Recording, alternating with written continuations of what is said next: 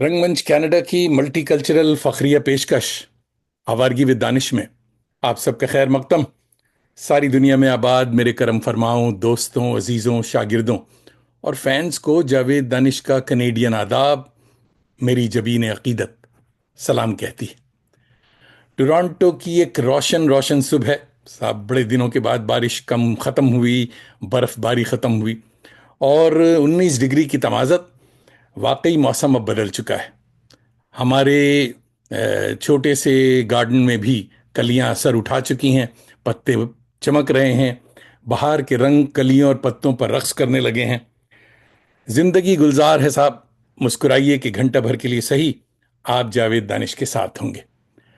आज आपकी मुलाकात एक संजीदा बुर्दबार माहिर लिसानियात से हुआ चाहती है। प्रोफेसर मिर्ज़ा खलील अहमद बेग किबला फिराक गोरखपुरी के हम वतन हैं। बीए से लेकर पीएचडी तक अलीगढ़ यूनिवर्सिटी में जलवा अफरोज रहे। 1973 में लेक्चरार हुए और फिर रीडर प्रोफेसर और 5 साल तक 2001 से 2006 तक मुसलसल शोबे लिसानियात के सदर भी रहे। इस दौरान उन्होंने शोबे के इल्मी और इंतज़ामी उमूर से के मुतालिक कारहाय नुमाया अंजाम दिए हैं, देते रहे हैं। तकरीबन 33 साल तक दरस व तदरीस से के फ़राइज़ अहसन तौर पर अंजाम देने के बाद 2006 में प्रोफेसरशिप से सबकदोश हुए हैं। इसके बाद के कारनामे हम आगे बताते रहेंगे। और आप 15 पेश बहा किताबों के मुसन्निफ हैं। इनका अक्स हम अभी आपको स्लाइड पर दिखाएंगे। किबला इल्मी और अदबी फतूहात के बाद 2013 से लखनऊ में सुकूनत पजीर हैं और अपना ज़्यादातर वक्त मताले और तसनीफ़ व तालीफ़ के प्रोजेक्ट में मगन रहा करते हैं।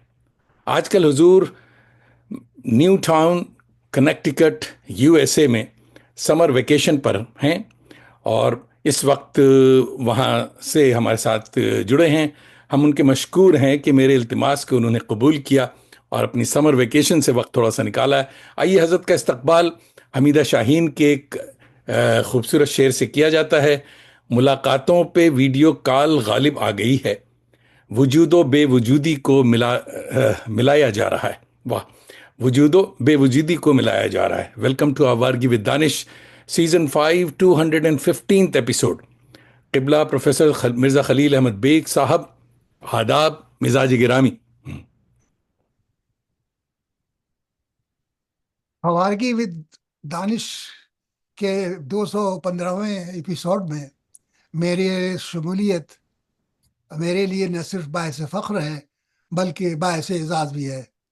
मैं आपका बेहद ममनून हूँ कि आपने इस अहम मौजू पर मुझे दावत दी और मैं इस वक्त आपके सामने हाजिर हूँ। बहुत बहुत शुक्रिया। जरा जरा नवाजी हुजूर, आपकी सरपरस्ती है। आप हमारे बुजुर्ग हैं, आप अलीगढ़ के उस्ताद हैं और ये इसमें आपके मामला, आपका जो आपकी क्या कहते हैं उसके, आपका बड़ापन है कि आप इसे कह रहे हैं कि इफ्तिखार है। बात इफ्तिखार जावेद दानिश के लिए है कि हमारे उस्ताद हमारे साथ हैं आज। इससे पहले कि हम अलीगढ़ और लिसानियात के जंगल में गुम हो जाएं, आइए कुछ नादिर तस्वीरें आपकी शेयर करते हैं। उसके बाद बात होगी। एक एक जुमला उन तस्वीरों के बारे में ही बताते रहिएगा तो पता चलेगा कि ये कब की और कहाँ की तस्वीरें हैं। जरूर।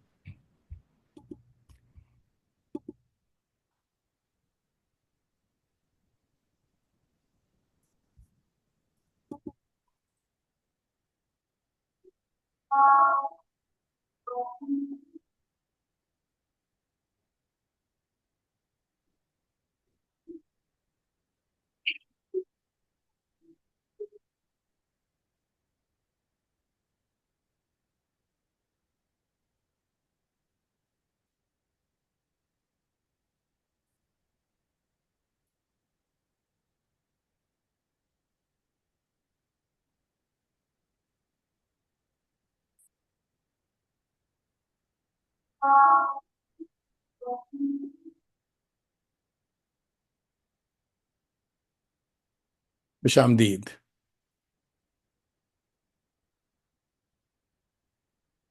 न्यू टाउन कम्युनिटी सेंटर, बताएं साहब, ये कब की तस्वीर?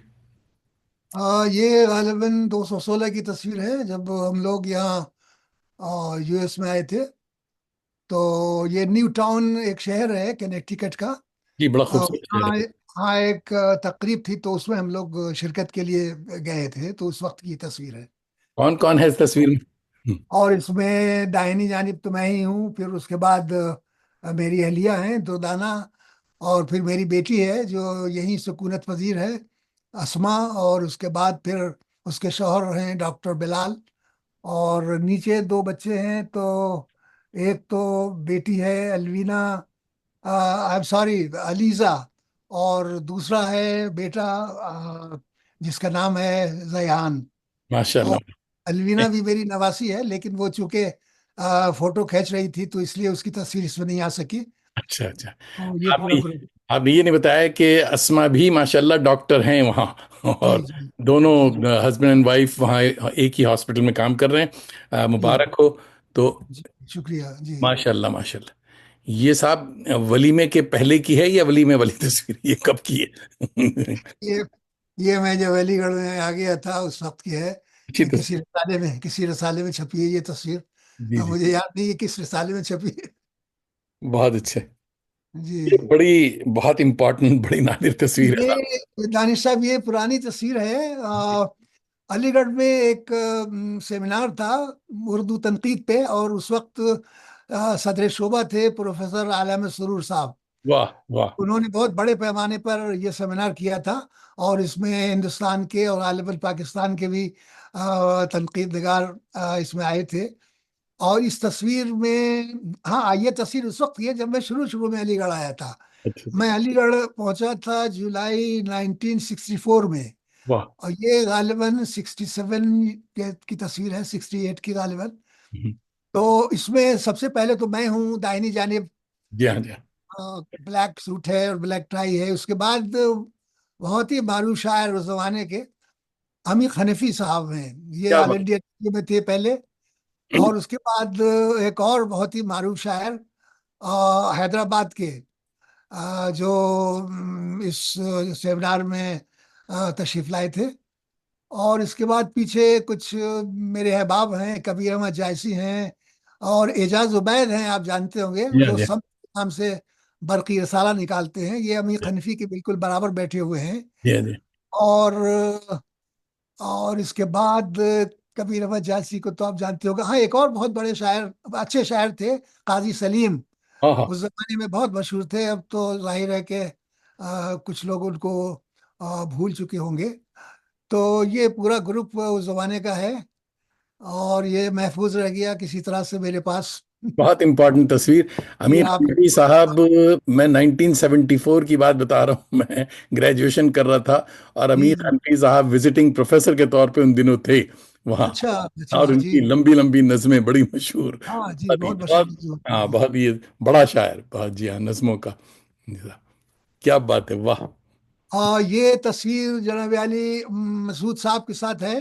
जी जी। मसूद साहब की खूबी ये थी कि वो अक्सर हमारे गरीब खाने पर तशरीफ लाते थे।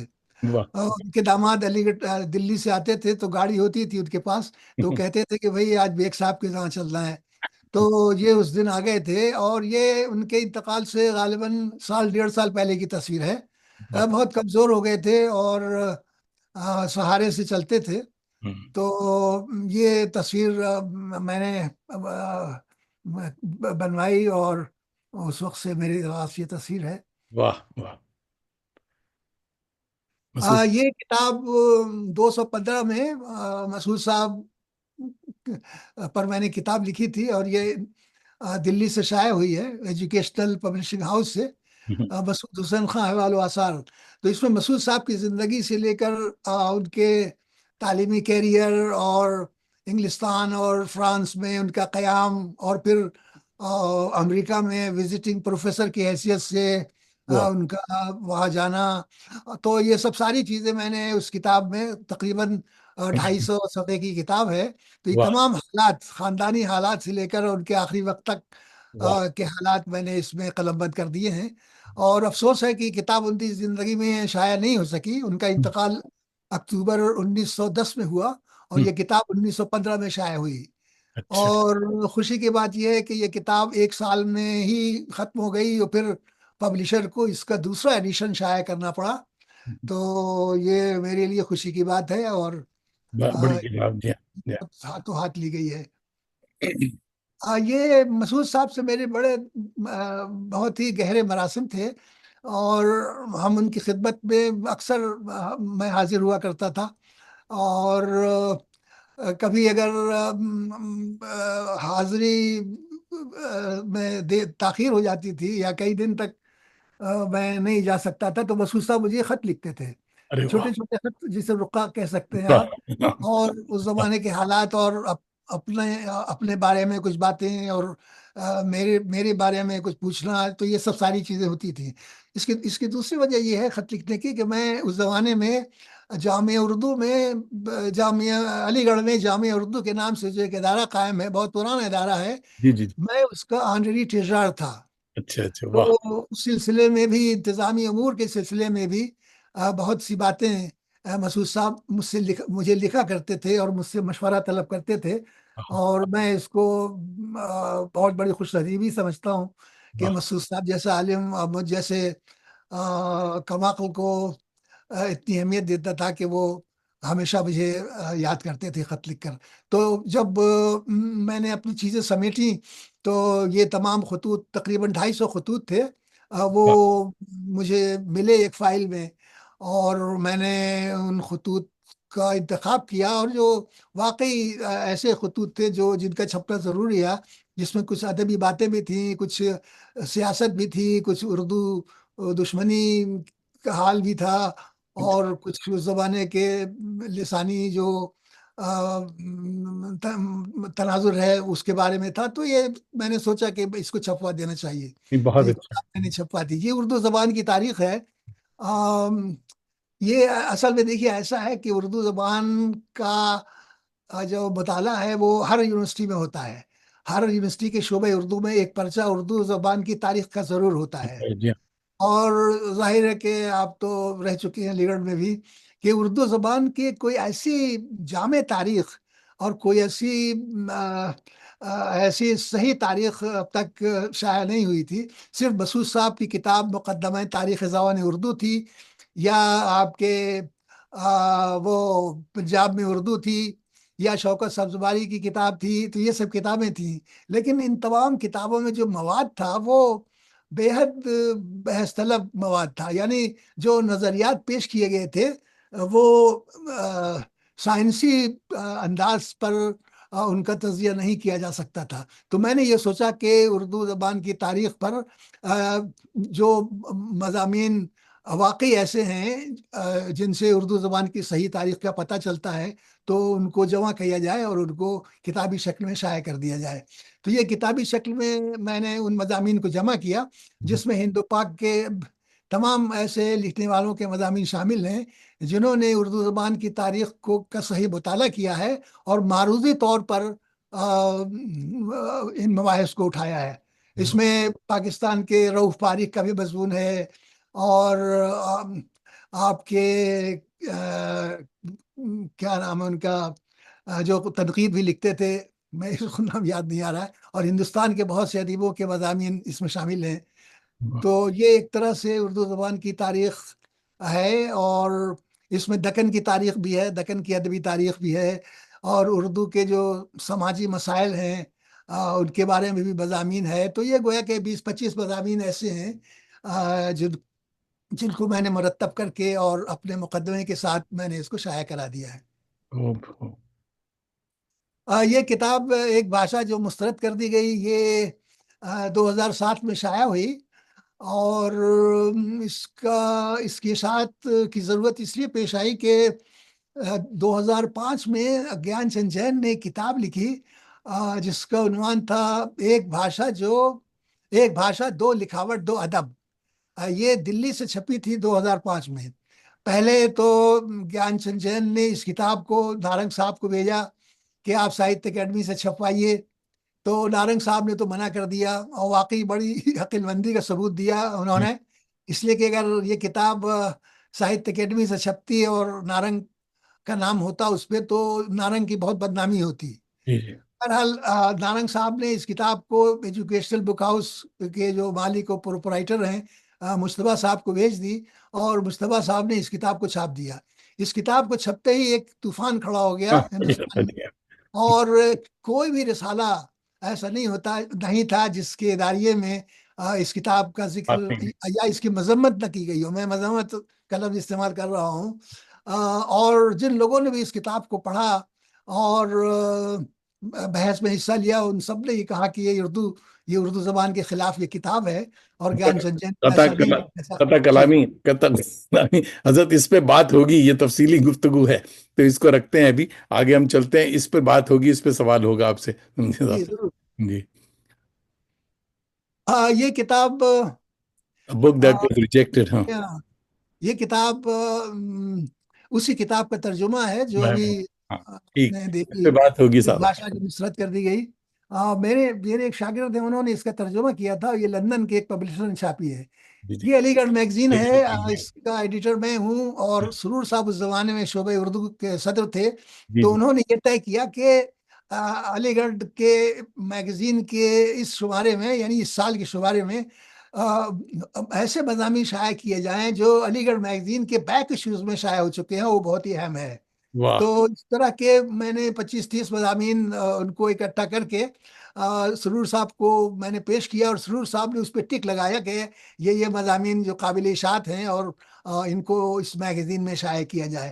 واہ، ایک مزے کی بات یہ ہے کہ اس میگزین میں رشید احمد صدیقی صاحب کا بھی بےحد تاریخی طور پر دخل ہے، اس لیے کہ وہ پہلے ایڈیٹر تھے علی گڑھ منتھلی کے، جس کا نام بعد میں علی گڑھ میگزین رکھا گیا ہے۔ اچھا تو اچھا اچھا، یہ نہایت خوشی کی بات ہے کہ رشید صاحب بھی اس سے ٹھیک ہے، اسے شامل، ہاں متاثر رہے ہیں۔ یہ کتاب اسلوبیاتی تنقید، نظری بنیادیں اور تجزیے، یہ کتاب میرے اسلوبیاتی مضامین کا مجموعہ ہے، واہ، اور اب تک جو میں نے اسلوبیات پر، یعنی اسٹائلسٹکس پر جو کچھ بھی لکھا ہے، وہ سب میں نے اس کتاب میں شامل کر دیا ہے۔ یہ ضخیم کتاب ہے، 500 صفحے کی، اور واہ، یہ بھی ایجوکیشنل پبلشنگ ہاؤس دلی سے چھپی ہے۔ اور اس کتاب کی ترتیب و تدوین میں رشید مویدی نے بہت بڑا حصہ لیا ہے، اس لیے کہ اس زمانے میں وہ وہیں NCUPL سے، national council for promotion of Urdu, اس سے ان کا رابطہ تھا، اور یہ کتاب انہی کی کوشش سے یہ کتاب منظر عام پر آئی ہے۔ گڈ، اردو کی لسانی تشکیل کا یہ 5واں ایڈیشن ہے، یہ آپ کو مل گیا۔ یہ کتاب علی گڑھ سے چھپی ہے، اور اس کا پہلا ایڈیشن جہاں تک مجھے یاد ہے 1985 میں چھپا تھا، واہ، اور بہت ہی مقبول ہوا، اس لیے کہ کتاب جہاں جہاں جن جن یونیورسٹیز میں اردو کے شعبے قائم ہیں، ان شعبوں میں یہ کتاب آپ گویا کہ پرسکرائب کی گئی ہے۔ اور میں آپ کو بتاؤں کہ ہندوستان کے تمام شعبوں میں اردو زبان کی تاریخ اور اس کی پیدائش سے متعلق ایک پرچہ ضرور ہوتا ہے۔ تو اور علی گڑھ مسلم یونیورسٹی میں بھی اس کا ایک پرچہ ہے۔ تو یہ کتاب بہت جلدی فروخت ہوئی، اور پبلشر نے کہا کہ بھائی اس کا دوسرا ایڈیشن بھی شائع ہو۔ دوسرا نکلا، تیسرا نکلا، چوتھا نکلا، اب یہ 5واں ایڈیشن 2023 میں شائع ہوا ہے، جس میں میں نے کافی تبدیلی کی ہے، اور کچھ اضافے بھی کیے ہیں۔ واہ، تو یہ اس لحاظ سے اس کی بے حد اہمیت ہے۔ گیان چند جین سے میرے بڑے مراسم رہے ہیں، حالانکہ وہ عمر میں مجھ سے بہت بڑے تھے، لیکن پھر بھی گیان چند جین کی خوبی یہ تھی کہ جب بھی ان کو کوئی بھی خط لکھتا تھا یا میں لکھتا تھا، فوراً جواب دیتے تھے وہ، یہ ان کے خاص بات تھی ان کے اندر۔ تو گیان چند جین سے میرا جب رشتہ قائم ہوا، اور اس کی بنیاد یہ ہے کہ لسانیات کے وہ بھی ماہر، تو میں نہیں کہوں گا، مجھے ذرا تردد ہوگا ماہر کرنے میں، لسانیات سے وہ بھی شوق رکھتے تھے، شوق اور رکھتے انہوں نے کئی انہوں نے سمر کورسز بھی اٹینڈ کیے لسانیات کے۔ تو اس سلسلے میں اور ویسے بھی گیان چند جین سے جو میری خط و کتابت تھی، وہ سب سارے خط جو ان کو آتے تھے وہ میں ایک فائل میں رکھتا جاتا تھا، اور ان کی کافی تعداد ہو گئی تھی، تقریباً 100 کے قریب۔ اب واہ، جب میں نے دیکھا تو میں نے ان خطوط میں سے انتخاب کیا، اور 63 خطوط میں نے گیان چند جین کے میں نے اس کو مرتب کر کے اور اس پر ایک بہت ہی تفصیلی مقدمہ لکھا، اور یہ کتاب شائع ہوئی اور یہ بھی کافی مقبول ہوئی یہ کتاب۔ یہ زبان، اسلوب اور اسلوبیات، آپ کو بتا دوں کہ یہ میری پہلی کتاب ہے۔ علی گڑھ میں جب میں آیا اور لسانیات کا مطالعہ کیا، اور اس میں جب میں نے ڈگری حاصل کی، پی ایچ ڈی کیا، تو مجھے لسانیات میں شوق بڑھتا گیا۔ اور لسانیات کا ایک شعبہ ہے اپلائیڈ لنگوسٹکس، یعنی اطلاقی لسانیات، اور اس کی ایک شاخ ہے اسلوبیات یعنی اسٹائلسٹکس۔ تو اس سے مجھے خصوصی دلچسپی رہی اور میں نے مضامین لکھنا شروع کیا۔ تو اس زمانے میں میرے جو مضامین شائع ہوئے اسلوبیات پر، تو ان کو بھی میں نے مرتب کر کے کتابی صورت میں شائع کیا۔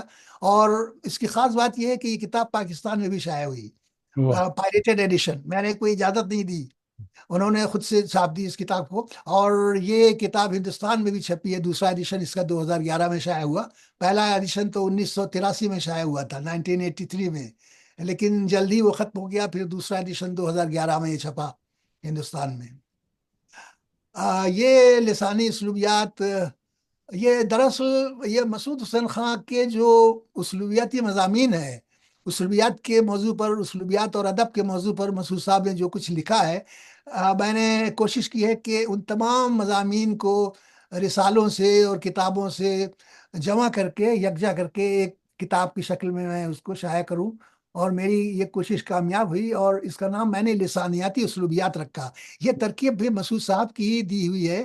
وہ کہتے ہیں کہ اگر آپ اسلوبیات خالی کہیں گے تو یہ ادب والے بھی جو اسلوب اور اسلوبیات سے دلچسپی رکھتے ہیں، تو یہ اس بات کا دھوکہ ہو سکتا ہے کہ یہ اسلوبیات جو ہے وہ ادب کے تناظر میں یہ لکھی گئی ہے کتاب، لیکن یہ اس کو لسانیاتی اسلوبیات کہنا چاہیے تاکہ یہ معلوم ہو سکے کہ اس میں لسانیات کا اطلاق ہے، یعنی ادب پر لسانیات کے اطلاق کو اسلوبیات کہتے ہیں۔ تو یہ لسانی اسلوبیات جو ہے وہ مسعود صاحب کے مضامین کا مجموعہ ہے، لیکن افسوس کہ یہ شائع نہیں ہو سکا ان کے زمانے میں، اور یہ 1917 میں شائع ہوا۔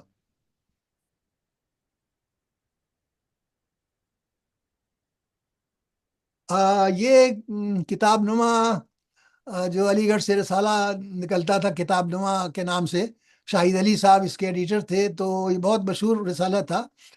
تو ان کی کوشش رہتی تھی کہ ہر مہینے، یہ ماہانہ رسالہ تھا، ہر مہینے اس کے سر ورق پر ایک ایسے شخص کی تصویر دی جائے جو اس شمارے کا اداریہ بھی جس نے لکھا ہو۔ تو واہ! میں نے ایک مضمون، بہت ہی تفصیلی مضمون میں نے شاہد صاحب کو بھیجا اسلوب پر لکھ کر، اور ان کو بہت پسند آیا، تو انہوں نے اس کو اداریہ بنا دیا، اور میری تصویر یہ اس کے سر ورق پہ چھپی۔ تو یہ بھی کافی پہلے کی تصویر ہے۔ یہ وہ تصویر ہے جو ہارورڈ یونیورسٹی میں جب ہم لوگ وزٹ کرنے گئے، اور وہاں بہت پسند آیا کیمپس وہاں کا، میری بیگم بھی ساتھ میں تھی۔ تو یہ اس وقت کی تصویر ہے، اور پیچھے جو تصویر ہے یہ جان ہارورڈ کی تصویر ہے، جان ہارورڈ کا مجسمہ ہے۔ اور یہ تصویر آپ کو غالباً علم ہوگا، اور بہت سے دیکھنے والوں کو بھی معلوم ہوگا کہ یہ امریکہ میں سب سے پہلی یونیورسٹی ہے یا جو 1636 میں یہ قائم ہوئی، اور جتنی یونیورسٹیاں اب ہیں وہ سب اس ہارورڈ یونیورسٹی کے بعد کی تصویریں ہیں۔ یا اور اس یونیورسٹی کو ظاہر ہے کہ جو اہمیت حاصل ہے وہ تو آپ کو سب کو معلوم ہے، یہ وہاں کی تصویر ہے۔ ماشاء اور اللہ! یہ اسٹیچو آف لبرٹی ہے۔ ہم لوگ 2016 میں جب یہاں آئے تھے، تو اس جگہ کو بھی ہم نے وزٹ کیا تھا، میری بیگم بھی ساتھ میں تھی۔ تو یہ اس وقت کی نیو یہ یارک! تصویر اسٹیچو آف لبرٹی کی ہے۔ نیو یارک کی نا؟ ہوں۔ جی، نیو یارک میں، جی ہاں، اسٹیٹس آئلینڈ ہے وہاں یا، یہ تصویر ہے۔ یہ تصویر ہمارے شعبہ لسانیات میں ایک سیمینار ہوا تھا، اور اس وقت وائس چانسلر تھے نسیم احمد صاحب۔ تو میں نے یہ سیمینار کیا تھا، اور یہ آل انڈیا سیمینار تھا، اس میں کافی ڈیلیگیٹس آئے تھے، اور گوپی چند نارنگ صاحب سے میں نے درخواست کی تھی کہ وہ اس سیمینار کا توسیع خطبہ تیار کریں اور تشریف لائیں یہاں۔ تو انہوں نے میری اس درخواست کو منظوری دی اور بنفس نفیس وہ تشریف لائے. تو یہ اس وقت کی تصویر ہے. تو اس میں ایک تو وہ ہیں کپور صاحب ہیں جو جے این یو میں پروفیسر تھے. ان کو بھی میں نے مدعو کیا تھا بطور خاص. اور یہ بیچ میں نسیم احمد صاحب ہیں وائس چانسلر. اب تو ریٹائرمنٹ کے بعد یہ مائنارٹی کمیشن کے چیئرمین بھی رہے اور اب تو شاید دلی میں ہیں. اور میرا خیال ہے اب تو کوئی عہدہ ان کے پاس نہیں ہے. اور یہ ادھر بائیں طرف یہ گوپی چند نارنگ صاحب ہیں. اور میں اسٹیج پر مہمانوں کا خیر مقدم کر رہا ہوں. جی جی. ہاں یہ تصویر بھی کافی پرانی ہے. اس تصویر میں خود پہچان نہیں پایا کہ کون کون سے لوگ ہیں، لیکن جن کو میں پہچانتا ہوں میں نام بتاتا ہوں. بائیں طرف سب سے پہلے تو شمس بدایونی صاحب ہیں. ہوں. یہ آج کل کے بہت ہی مشہور محقق ہیں. اور اس کے بعد میں ہوں خاکسار. اور پھر اس کے بعد خلیل. خلی قنجب صاحب ہیں. خلی قنجب صاحب. بعد کے 3 لوگ میں نہیں پہچان سکا کون ہیں.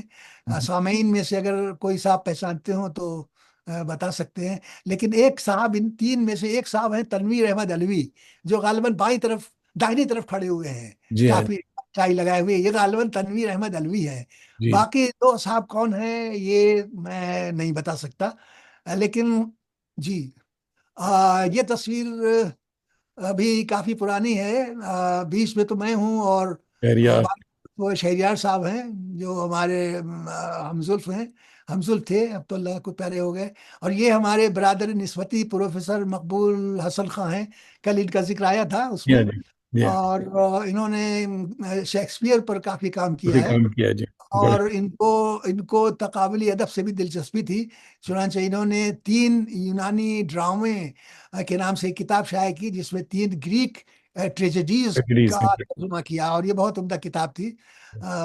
کافی لوگوں نے اس کو پسند کیا. یہ جناب جامعہ اردو میں جب میں آنریری ٹریجرر تھا تو جامعہ اردو کی گولڈن جوبلی منائی گئی تھی اور بہت بڑے پیمانے پر جلسہ ہوا تھا.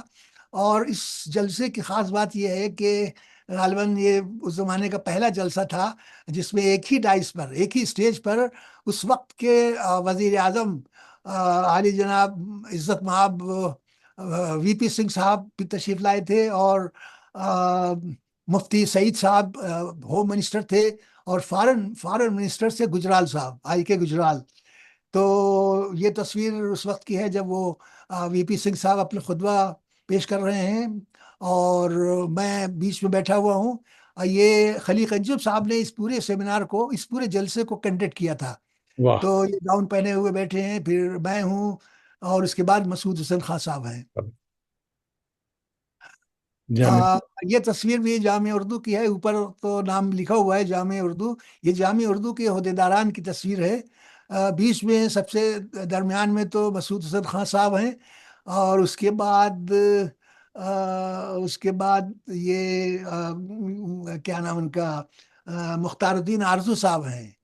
اور پھر میں ہوں. اور ادھر دائیں طرف ایک صاحب ہیں جن کا نام مجھے اب اس وقت یاد نہیں آ رہا ہے. کون صاحب ہیں جو سامعین تصویر دیکھ رہے ہیں وہ بتا سکتے ہیں. یہ جی یہ میر ایوارڈ مجھے ملا. میں نے یہ تصویر آپ نے واقعی ڈھونڈ کے نکالی.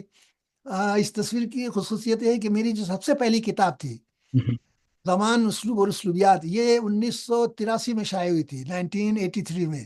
اور مجھے کوئی زیادہ وہ نہیں تھا، اس لیے کہ میں اس وقت تو لکھنا تو میں نے شروع کر دیا تھا، لیکن اس موضوع پر میں نے لکھنا بعد میں شروع کیا اور اسلوبیات کو میں نے پکڑا. تو یہ کتاب جو ہے وہ میرے اسلوبیاتی مضامین کا مجموعہ ہے جو اس وقت میں نے لکھا تھا. اور یہ 1983 میں یہ کتاب شائع ہوئی. اور اسی سال میں نے یہاں سن بھی درج ہے، لکھا ہوا ہے 1983. اور یہ کتاب میں نے اتر پردیش سوری، یہ کتاب میں نے میر اکیڈمی کو بھیجی تھی. اب تو شاید میر اکیڈمی کا وجود نہیں ہے لکھنؤ میں، ٹھیک ہے نہیں. لیکن اس وقت میر اکیڈمی قائم تھی اور جلسے اور یہ سب ہوا کرتے تھے اور انعامات دیے جاتے تھے. تو یہ میں نے کتاب انعام کے لیے بھیجی تھی اور مجھے خوشی ہے کہ اس کتاب پر مجھے انعام ملا. کتنا ملا مجھے یاد نہیں ہے، لیکن بہرحال یہ سرٹیفکیٹ بھی رہ ملی گیا. اور اس وقت سے میرے پاس یہ موجود ہے. یہ کتاب پتہ نہیں کیوں کس وجہ سے مجھے ملی، میں نے تو کوئی اپروچ کیا نہیں، انہوں نے خود سے اس کا سلیکشن کیا، اور یہ the best citizens of India award, یہ کتاب، یہ انعام، یہ سرٹیفکیٹ مجھے 2005 میں ملا۔ اور کچھ خوبی دیکھی ہوگی انہوں نے، کچھ خصوصیات دیکھی ہوں گی، یہ جو بھی ہے، بہرحال یہ کہ مجھے بغیر میری کوشش کے یہ سرٹیفکیٹ مجھے ملا، اور مجھے خوشی ہے کہ I am supposed to be the best citizen of India. مبارک ہو صاحب، مبارک۔ چلیے صاحب، be happy drives people crazy. تو thank you, thank you so much. یہ جناب ہم لوگوں نے 1 منٹ میں کافی لمبا سفر طے کر لیا، اور بے پناہ آپ کے پرستار ہمارے سائے دیوار پہ موجود ہیں۔ دکھ اوہ، چکی ہے، سارے لوگ آ گئے ہیں، ہمارے چاہنے والے، اور آپ کے پرستار ایک سے بڑھ کر ایک لوگ آئے ہوئے ہیں۔ سب سے ارے پہلے واہ، کوثر مظہری بھائی دہلی سے دیکھ رہے ہیں، head of Jamia department Millia, Urdu, Jamia Millia میں ہے۔ جامعہ ملیہ، آج کل ماشاءاللہ ہیڈ ہیں، اور کہہ رہے ستیش ہیں کہ مہاراج۔ السلام علیکم رحمۃ اللہ وبرکاتہ۔ شکریہ دانش بھائی، آپ نے ایک نہایتی علمی شخصیت کو مدعو کیا ہے۔ پروفیسر مرزا خلیل احمد بیگ صاحب کی خدمت میں پرخلوص سلام عرض ہے۔ اچھا، میرا بھی سلام، میرا بھی وعلیکم سب السلام، بہت- وعلیکم السلام۔ ایوب بھائی ہمارے بہت اچھے دوست، اور آوارگی ود دانش کے ٹیکنیکل ایڈوائزر ہیں، اور نامک پبلیکیشن کے کرتا دھرتا لوگ ہیں، وہ بھی آپ کو جی دہلی سے سلام کہہ رہے ہیں یہ علی گڑھ کے۔ اور جی، انظر ہاشمی بھائی ہمارے دوست ہیں جو کہ انڈونیشیا سے دیکھ رہے ہیں، اور آپ کو سلام اوہ، کہہ رہے ہیں۔ اچھا، صالحہ رشید وعلیکم۔ پروفیسر الہ آباد یونیورسٹی، آپ کو سلام کہہ رہی ہیں۔ اور جناب احمد اشفاق بھائی ہمارے بڑے اچھے شاعر دوست ہیں، دوحہ قطر سے دیکھ رہے ہیں اور سلام جی، کہہ رہے ہیں۔ اور وعلیکم السلام۔ جناب رضوان الحق بھائی بھی ہمارے ڈرامے ڈرامہ نگار ہیں اور بہت اچھے دوست ہیں، فکشن رائٹر ہیں، دہلی سے رضوان الحق صاحب کا آداب۔ جی جی اور ظفر عالم صاحب فرید آباد سے آپ کو آداب کہہ رہے ہیں۔ اور جی، محمود احمد بہت ہی امپورٹنٹ ہمارے ایک دوست ہیں، ماشاء اللہ، محمود احمد صاحب نیو یارک سے آپ کو آداب کہہ رہے ہیں۔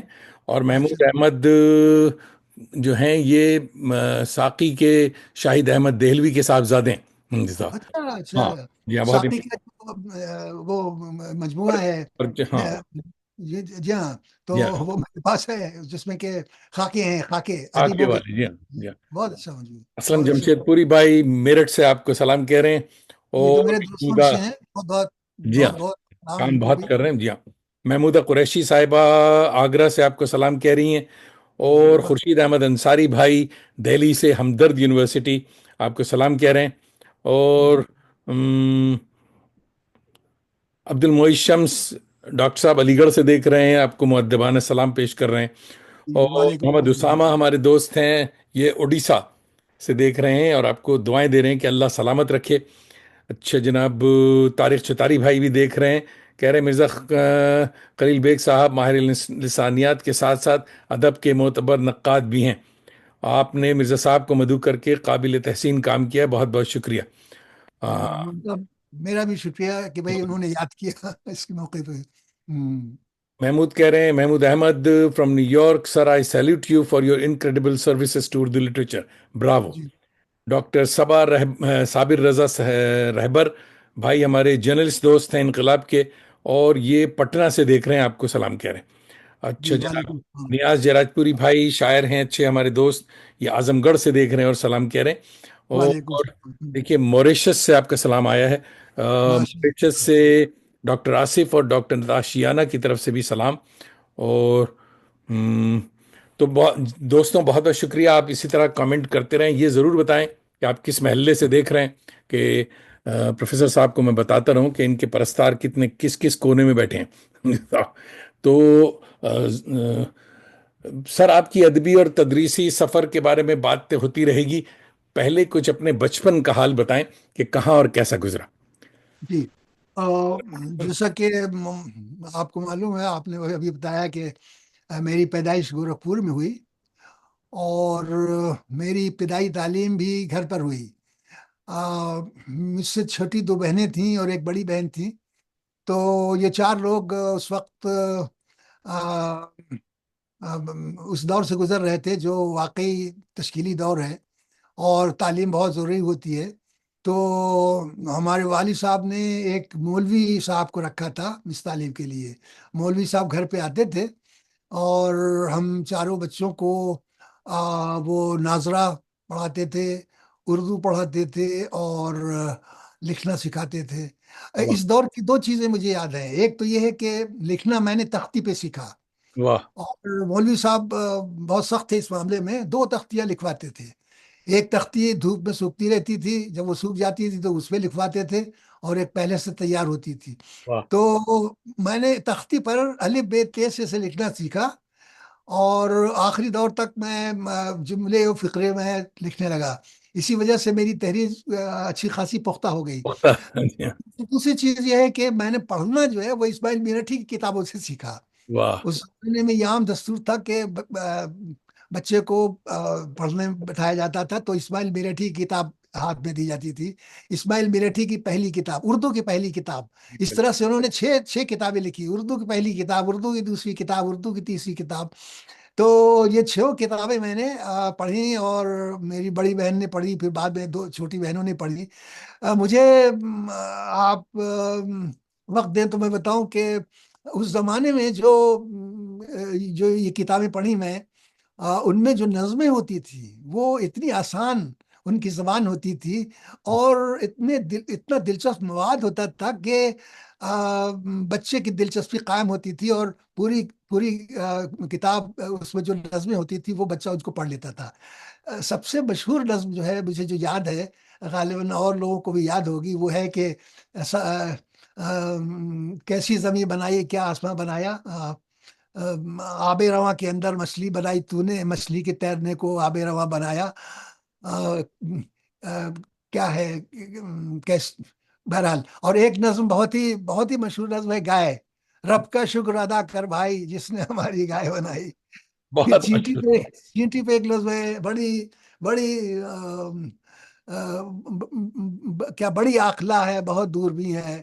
پھر ایک نظم تھی جس کا ایک لڑکی بگاڑتی ہے دال، دال سے کرتی ہے وہ یوں فریاد۔ تو اس طرح کی چھوٹی چھوٹی نظمیں بڑھیا بچوں کی دلچسپی کی تھی۔ واہ واہ اور واقعی یہ اب تو یہ کتابیں نہیں چلتی ہیں اور بالکل ڈسکارڈ کر دی گئی ہیں۔ اب تو ہر ادارہ اپنی اپنی کتابیں بناتا ہے، جیسے مکتبہ جامعہ نے اپنی کتابیں چھاپی ہیں اردو کی۔ لیکن میں سمجھتا ہوں کہ ان کتابوں کی اب بھی اہمیت ہے، اور ان کتابوں کو اب بھی استعمال کیا جا سکتا ہے۔ اور اسماعیل میرٹھی کا یہ بہت بڑا کارنامہ ہے کہ انہوں نے یہ پوری سیریز لکھی، یادیں ایک جو سے ہے بہت مضبوط بنائی۔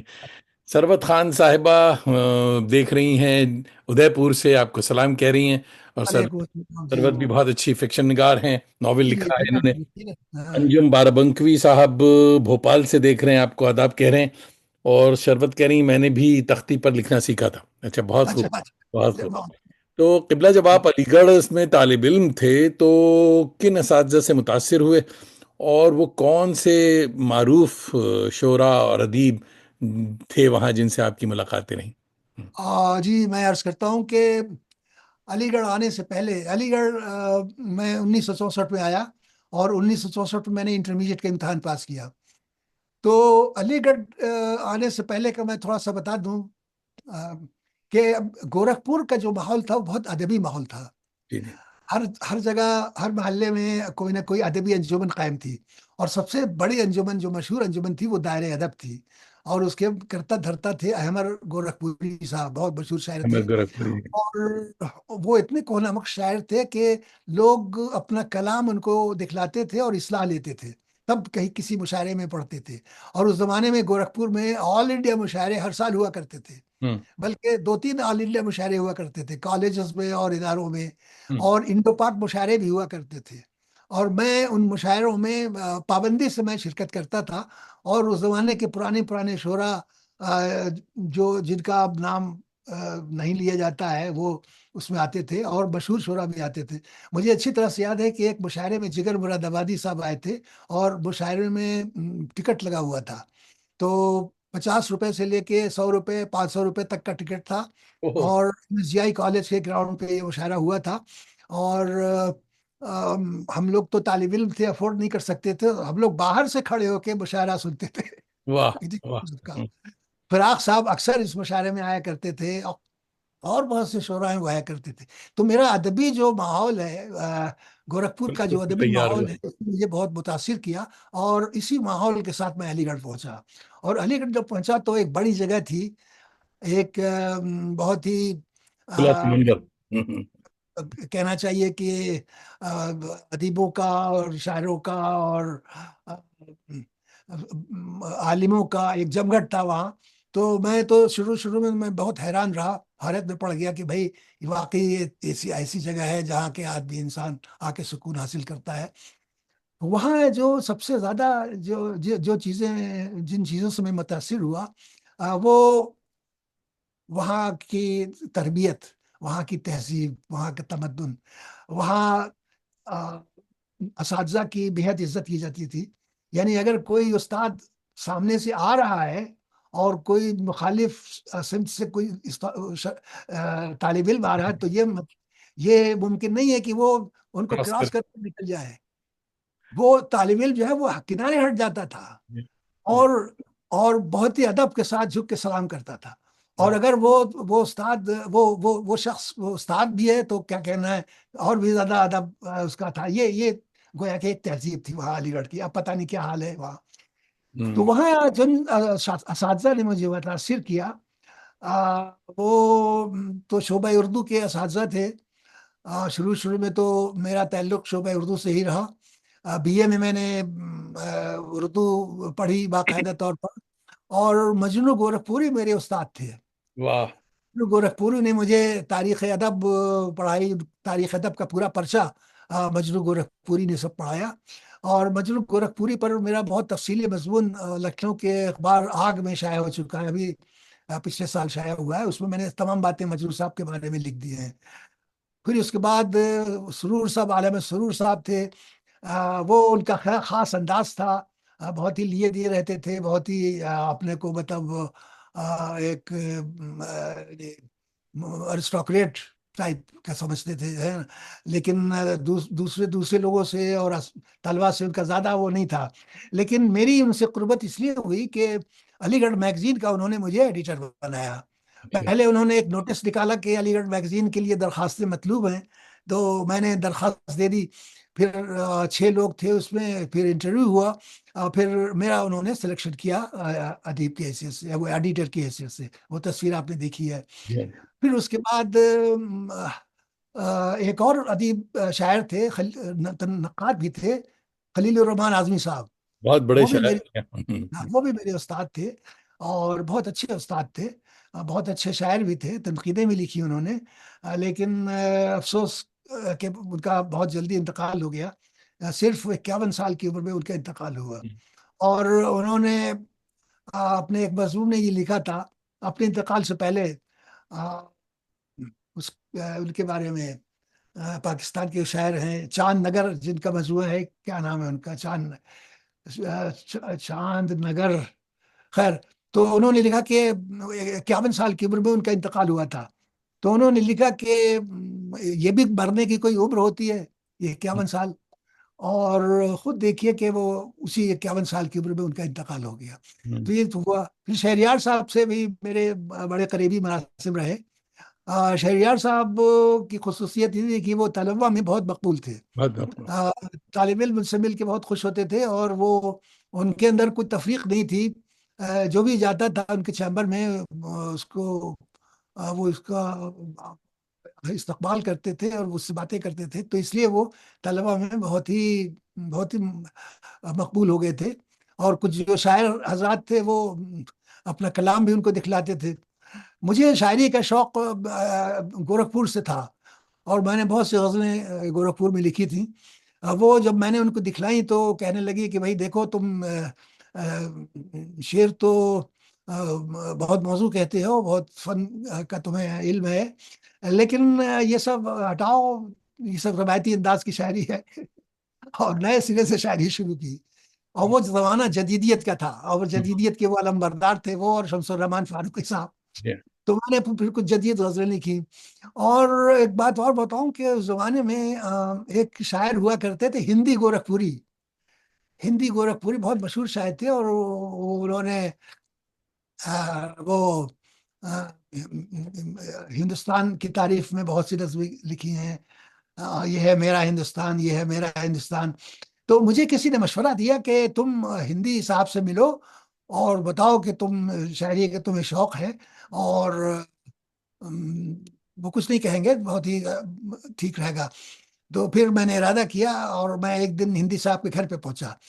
تو ہندی صاحب نے مجھے بٹھالا دروازے پہ، خود آئے اندر بٹھانا، اور اس کے بعد پھر پوچھا کہ بھائی کیسے آئے، تو میں نے بتایا.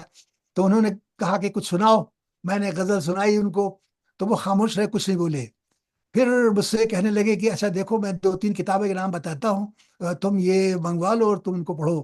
تو وہ تین کتابوں کے نام انہوں نے بتایا ہے، اور میں نے وہ نام لکھ لیے.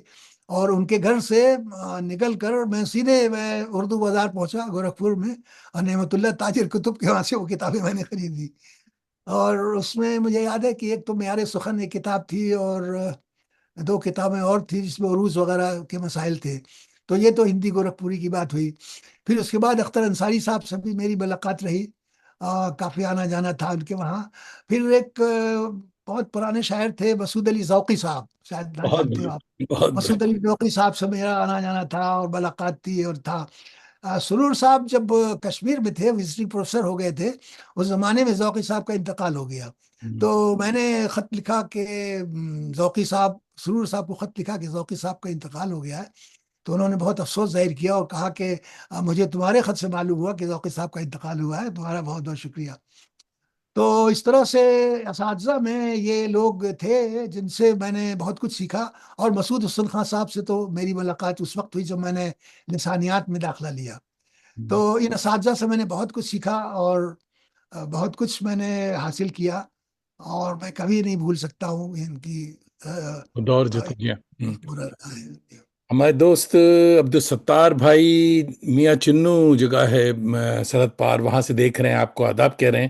اور شکیل افروز بھائی ہمارے جرنلسٹ ہیں اور جی کولکتہ اخبار مشرق سے لگے ہوئے ہیں، اور یہ کولکتہ سے دیکھ رہے ہیں، آپ کو سلام کہہ رہے ہیں. جی اور شکریہ. جناب سربت خان کہہ رہے ہیں کہ بہت بڑے بڑے نامی گرامی استادوں سے پڑھا ہے آپ نے، اسی لیے اردو زبان ادب کو بہترین خزانہ دیا آپ نے، خاص طور سے زبان کی تاریخ اور لسانیات. جی جی جی ضرور.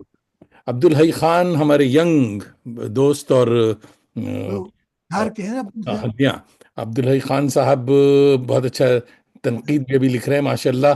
بہت خوب. مرزا خلیل احمد بیگ صاحب نے لسانیات کے میدان میں قابل قدر کام کیا ہے. میں نے اردو دنیا کے لیے ان کا ایک تفصیلی انٹرویو کیا تھا جس میں انہوں ہاں نے بالکل صحیح، زبان بالکل صحیح. جی لفظ ہاں. لسانیہ سے کافی قیمتی گفتگو کی تھی. جی ہمارے طارق ستاری بھائی کہہ رہے ہیں میں بھی آل انڈیا ریڈیو گورکھپور 1984 سے 1989 تک پروگرام ایگزیکٹو کی حیثیت سے رہا. ڈاکٹر صاحب کی گفتگو سن کر پرانی یادیں تازہ ہو گئیں.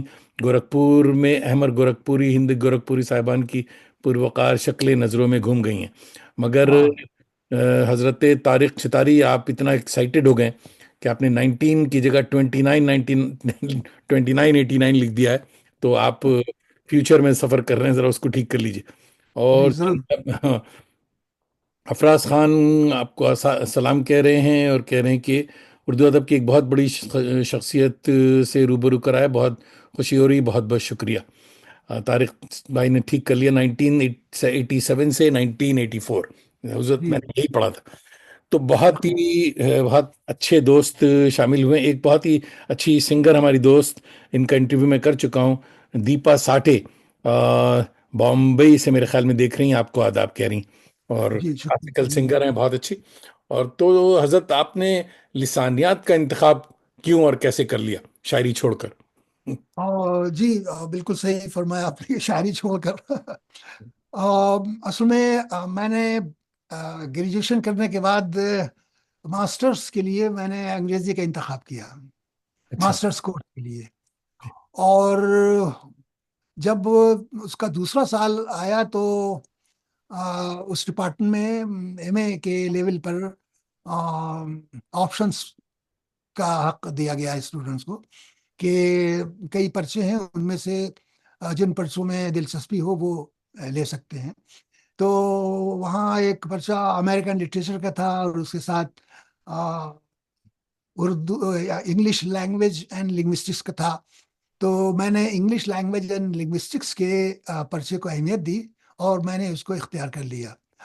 اس کی وجہ یہ تھی کہ اس پرچے کو پڑھانے والے جو دو اساتذہ تھے، ان کی تربیت لنگوسٹکس کی بہت اچھی ہوئی تھی، اور وہ باہر رہ کر انہوں نے لسانیات کی تربیت حاصل کی تھی۔ ایک تو تھے پروفیسر منیر احمد، یہ کیمبرج یونیورسٹی کے فارغ التحصیل تھے، اور بہت اچھی انگریزی آتی تھی اور لسانیات بھی بہت اچھی آتی تھی۔ دوسری تھی شہناز ہاشمی صاحبہ۔ شہناز ہاشمی صاحبہ فونیٹکس کی ماہر تھی، اور یونیورسٹی کالج لندن میں وہ ڈینیل جونز کی شاگرد رہ چکی تھی۔ واہ، ڈینیل جونز سے انہوں نے لنگوسٹکس کی تعلیم حاصل کی تھی، کیا بات! اور ڈینیل جونز جو ہیں وہ پہلے شخص ہیں، پہلے ماہر لسانیات ہیں جنہوں نے انگلش فونیٹکس پر کتاب لکھی ہے۔ ہوں، یعنی انگلش فونیٹکس کے پہلے ماہر ڈینیل جونز کہے جاتے ہیں، اور ان کی ایک کتاب ہے an out line of English phonetics, اب وہ ہمارے کورس میں بھی پرسکرائب تھی اور دنیا بھر میں پرسکرائب ہے۔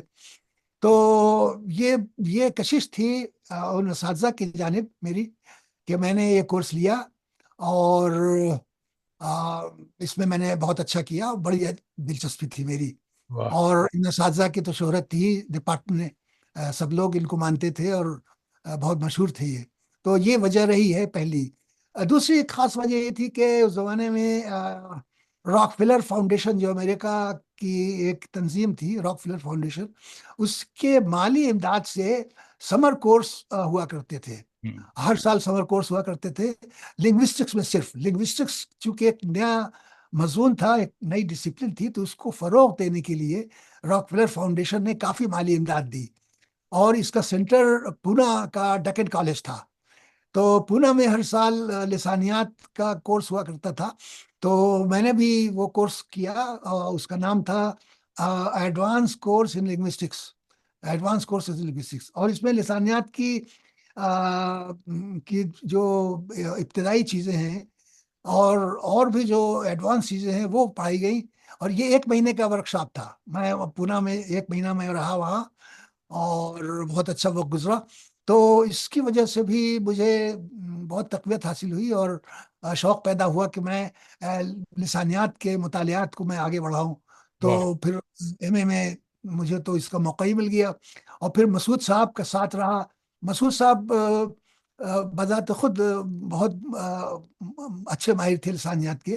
انہوں نے لندن میں اسکول آف اورینٹل اسٹڈیز سے فونیٹکس کی تربیت حاصل کی، واہ، اور جے آر فرتھ ان کے استاد تھے۔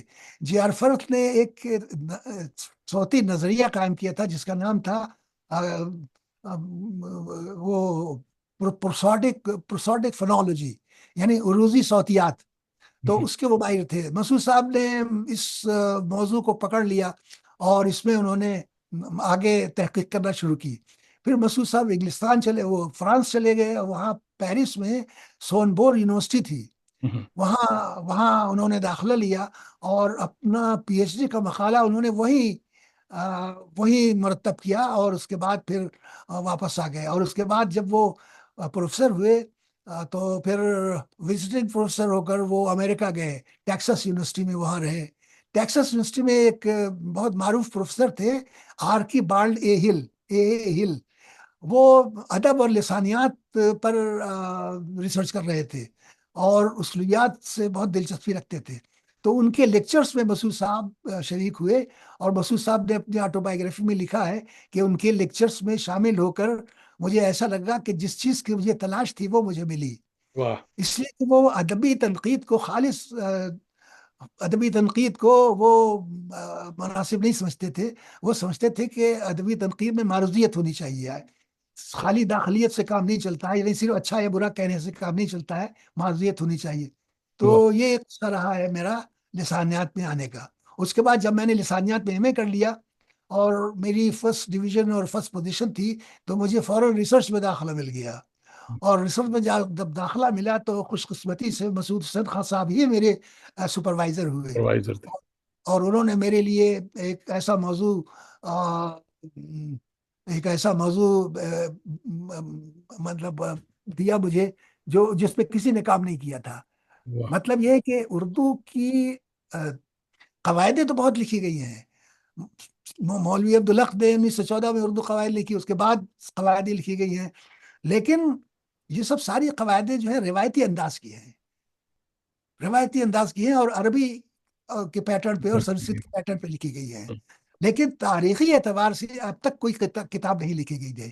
تاریخی قواعد کا مطلب یہ ہے کہ اردو زبان میں عہد بعہد جو جو تبدیلیاں ہوئی ہیں، چاہے صوتی تبدیلی ہو یا نحوی تبدیلی ہو یا الفاظ کی سطح پہ تبدیلی ہو، تو اس تاریخی اعتبار سے کسی نے اس موضوع پہ کام نہیں کیا تھا.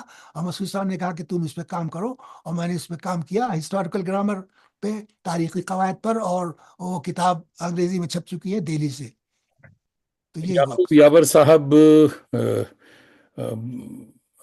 یعنی بنارس کے گھاٹ پر بیٹھے ہیں. یعقوب یاور ہمارے کرم فرما دوست نے، بہت بڑے ٹرانسلیٹر ہیں، کافی کام کیا انہوں نے. وہ آپ کو آداب کہہ رہے ہیں آپ کا انتخاب قابل داد ہے. کاش کچھ باتیں لسانیات پر ہو جاتی، بالخصوص اردو اور خسرو کے تعلق کے بارے میں، کہ اردو نے انہیں کیوں نظر انداز کیا. یہ ہمارا سوال بھی تھا. تو جی یعقوب بھائی نے پوچھ لیا کہ صاحب یہ زبان کیا ہے اور لسانیات کیا ہے، یہ بھی بتا دیں. جی جی جی. زبان کی جو بہت ہی سادہ تعریف ہے، وہ تو یہ ہے کہ زبان language is a means of communication. یعنی زبان جو ہے آ، وہ وہ اظہار خیال کا وسیلہ ہے. جی لیکن یہ بہت ہی سمپل ڈیفینیشن ہے، یہ بہت ہی کامن پلیس ڈیفینیشن ہے. لیکن ماہر لسانیات اس طرح سے زبان کو نہیں ڈیفائن کرتا ہے. ماہر لسانیات جو سائنسی اعتبار سے، ٹیکنیکل اعتبار سے ڈیفائن کرتا ہے، تو ماہر لسانیات کے نزدیک زبان جو ہے وہ لینگویج از اے سسٹم. زبان جو ہے ایک نظام کا نام ہے، ہوں ایک سسٹم ہے. اور کس چیز کا سسٹم ہے؟ یہ سسٹم ہے ووکل سمبلس کا، یعنی صوتی علامات کا. منہ سے جب ہم آواز نکالتے ہیں تو ہم اصوات پیدا کرتے ہیں، تو اس ووکل سمبلس کا، صوتی علامات کا یہ نشان ہے، یہ نظام ہے. تو یہ ہوا کہ زبان منہ سے ادا کی جانے والی آوازوں کا، یعنی صوتی نشانات کا نظام ہے. لیکن اس نظام کی خصوصیت ہے، اس نظام کی خصوصیت یہ ہے کہ یہ آربیٹریری ہے، یہ خود اختیاری ہے، یہ خود ساختہ ہے. یعنی الفاظ میں اور اصوات میں، ووکل سمبلس میں کوئی منطقی رشتہ نہیں ہے، لاجیکل ریلیشن شپ نہیں ہے. مثلا اگر میں کہتا ہوں کہ کرسی کرسی کو ہم کرسی کہتے ہیں، انگریزی میں ہم اس کو چیئر کہتے ہیں، اور فارسی میں غالباً سندلی کہتے ہیں، شاید کیا صحیح ہے کہ نہیں. کیا بہرحال، تو یہ تین الگ الگ الفاظ ہیں اور چیز تو ایک ہی ہے. تو اس کا مطلب یہ ہے کہ الگ الگ زبانوں میں چیزوں، اشیاء کے الگ الگ نام ہیں. اور اگر صوتی مطابقت ہوتی ووکل سمبلس میں، یعنی اصوات میں اور اشیاء میں، تو ہر زبان میں ایک ہی نام ہوتا. لیکن چونکہ مطابقت نہیں ہے، اس لیے یہ آربیٹریری ہے. یعنی منمانے طور پر ہم نے اس کو کرسی کہنا شروع کیا ہے. آپ لاجیکلی اس کو پروو نہیں کر سکتے کہ بھائی کیوں اس کو کرسی کہتے ہیں. تو یہ ایک خاص بات ہے. اور دوسری خاص بات یہ ہے کہ لینگویج از اے سسٹم، یہ ایک بات ہوئی. اور کس چیز کا سسٹم ہے؟ آربیٹری ووکل سمبلس کا. اور اس کی خصوصیت یہ ہے کہ آربیٹری ہے. اور یہ جو ہے اس سسٹم سے ہیومن بینگز کوآپریٹ، یعنی انسان جو ہے اس کے ذریعے گفت و شنید کرتا ہے، جیسے کہ ہم آپ کر رہے ہیں گفت و شنید. تو تو یہ خاص بات ہوئی کہ زبان جو ہے وہ ہیومن ہے. زبان کا تعلق جو ہے وہ انسانی معاشرے سے ہے. واہ. انسان، ہاں، اور اللہ تعالیٰ نے انسان کو یہ خصوصیت دی ہے کہ وہ زبان سیکھے. زبان سیکھنے کی صلاحیت اس کے اندر ہے. زبان کا اکتساب کرنے کی صلاحیت اس کے اندر ہے، انسان کے اندر. اور یہ صلاحیت جانوروں کو نہیں دی گئی ہے. جانور اس صلاحیت سے محروم ہے. تو اب انسان کو یہ صلاحیت اللہ تعالیٰ نے دی ہے کہ وہ زبان سیکھے. اب کون سی زبان وہ سیکھے گا؟ اس کا تعلق معاشرے سے ہے. جس معاشرے میں، جس سوسائٹی میں، جس سماج میں وہ پیدا ہوگا، آنکھیں کھولے گا، ہوش سنبھالے گا، اور کھیلے گا، کودے گا، اور انوائرمنٹ میں رہے گا، اس ماحول کی زبان وہ سیکھتا ہے۔ تو اس کا مطلب یہ ہے کہ زبان جو ہے وہ ہیریڈیٹری نہیں ہے، ہیریڈیٹری نہیں ہے، موروثی نہیں ہے۔ زبان جو ہے وہ معاشرے میں رہ کر سیکھی جاتی ہے۔ اگر آپ معاشرے سے دور چلے جائیں، معاشرے میں نہ رہیں، اور لوگوں نے، ماہرین نفسیات نے یہ تجربہ کیا ہے کہ ایک بچہ پیدا ہوتے ہی اس کو ہٹا دیا سماج سے، کھانا پینا ہر چیز اس کو دیتے تھے لیکن کوئی بولتا نہیں تھا، نتیجہ یہ ہوا کہ بچے نے بولنا سیکھا ہی نہیں۔ تو ہوں یہ بہت ضروری ہے کہ زبان سیکھنے کے لیے اس کے اندر دماغ میں صلاحیت تو موجود ہے، اللہ تعالیٰ نے وہ صلاحیت ودیت کی ہے، لیکن جس ماحول میں وہ پلتا ہے، پھلتا پھولتا ہے، اس ماحول کی وہ زبان سیکھتا ہے۔ اب فرض یہ کہ کسی بچے کو پیدا ہوتے ہی ہم علی گڑھ سے یا لکھنؤ سے ہم اس کو پیرس میں منتقل کر دیں، اب وہیں وہ بڑا ہو، وہیں کہو، تو کون سی زبان سیکھے گا؟ فرینچ سیکھے گا، نہیں فرینچ۔ سیکھے گا، اردو تھوڑی سیکھے گا، ہندی تھوڑی سیکھے گا۔ تو اس کا مطلب یہ ہوا کہ زبان موروثی نہیں ہے۔ زبان موروثی ہوتی ہے تو وہ اپنے باپ دادا کی زبان سیکھتا۔ تو یہ ایک بہت ہی اہم مسئلہ ہے۔ دوسری بات یہ ہے کہ جو ماہرین لسانیات ہیں، انہوں نے اس پہ غور کیا کہ اس زبان اکتساب لسان کا نظریہ کیا ہے، کس نظریے کے تحت زبان چلتی ہے۔ تو اس میں دو نظریے بہت اہم ہیں جو مختصراً میں بتاؤں گا۔ چامسکی کا تو نام سبھی نے سنا ہوگا، نوام چامسکی، وہ ابھی زندہ ہیں اور ہارورڈ میں رہتے ہیں اس کے پاس۔ تو انہوں نے ایک نظریہ پیش کیا ہے جس کو منٹلسٹک پوائنٹ آف ویو کہتے ہیں۔ منٹلسٹک پوائنٹ آف ویو یعنی ذہنی نظریہ، عقلی نظریہ۔ اور دوسرا نظریہ اسکینر، ایک ماہر لسانیات ہے، اس نے پیش کیا ہے بیہیویئرزم کا نظریہ۔ تو اب میں مختصر بتا دوں کہ جو منٹلسٹک نظریہ ہے وہ یہی نظریہ ہے کہ بچہ جب پیدا ہوتا ہے تو اس کے دماغ میں اس زبان کو سیکھنے کی صلاحیت ہوتی ہے، مینٹلی وہ ایکٹیو ہوتا ہے، اور زبان کی گرامر، اس کے لفظیات اور یہ سب کچھ مطلب اس کی سیکھنے کی صلاحیت ہوتی ہے۔ تو یہ تو ایک نظریہ ہوا چامسکی کا۔ دوسرا نظریہ یہ ہے کہ اسکینر کا، بیہیویئرزم کا۔ اس کا مطلب یہ ہوا کہ انسان جو ہے وہ ماحول میں رہ کر سیکھتا ہے، انسان جو ہے وہ امیٹیشن سے سیکھتا ہے، زبان کی نقل کرتا ہے، زبان کی کاپی کرتا ہے، تب وہ زبان سیکھ جاتا ہے۔ تو آپ دیکھیے کہ یہی ہوتا ہے کہ وہ جب پیدا ہوتا ہے تو ماں باپ، بچے، بھائی بہن سب اس کے ساتھ بولتے ہیں، اور جیسا بولتے ہیں، جو الفاظ استعمال کرتے ہیں وہی بچہ استعمال کرتا ہے۔ اس کو کہتے ہیں بیہیویئرزم، امیٹیشن۔ تو imitation is very important in learning the language.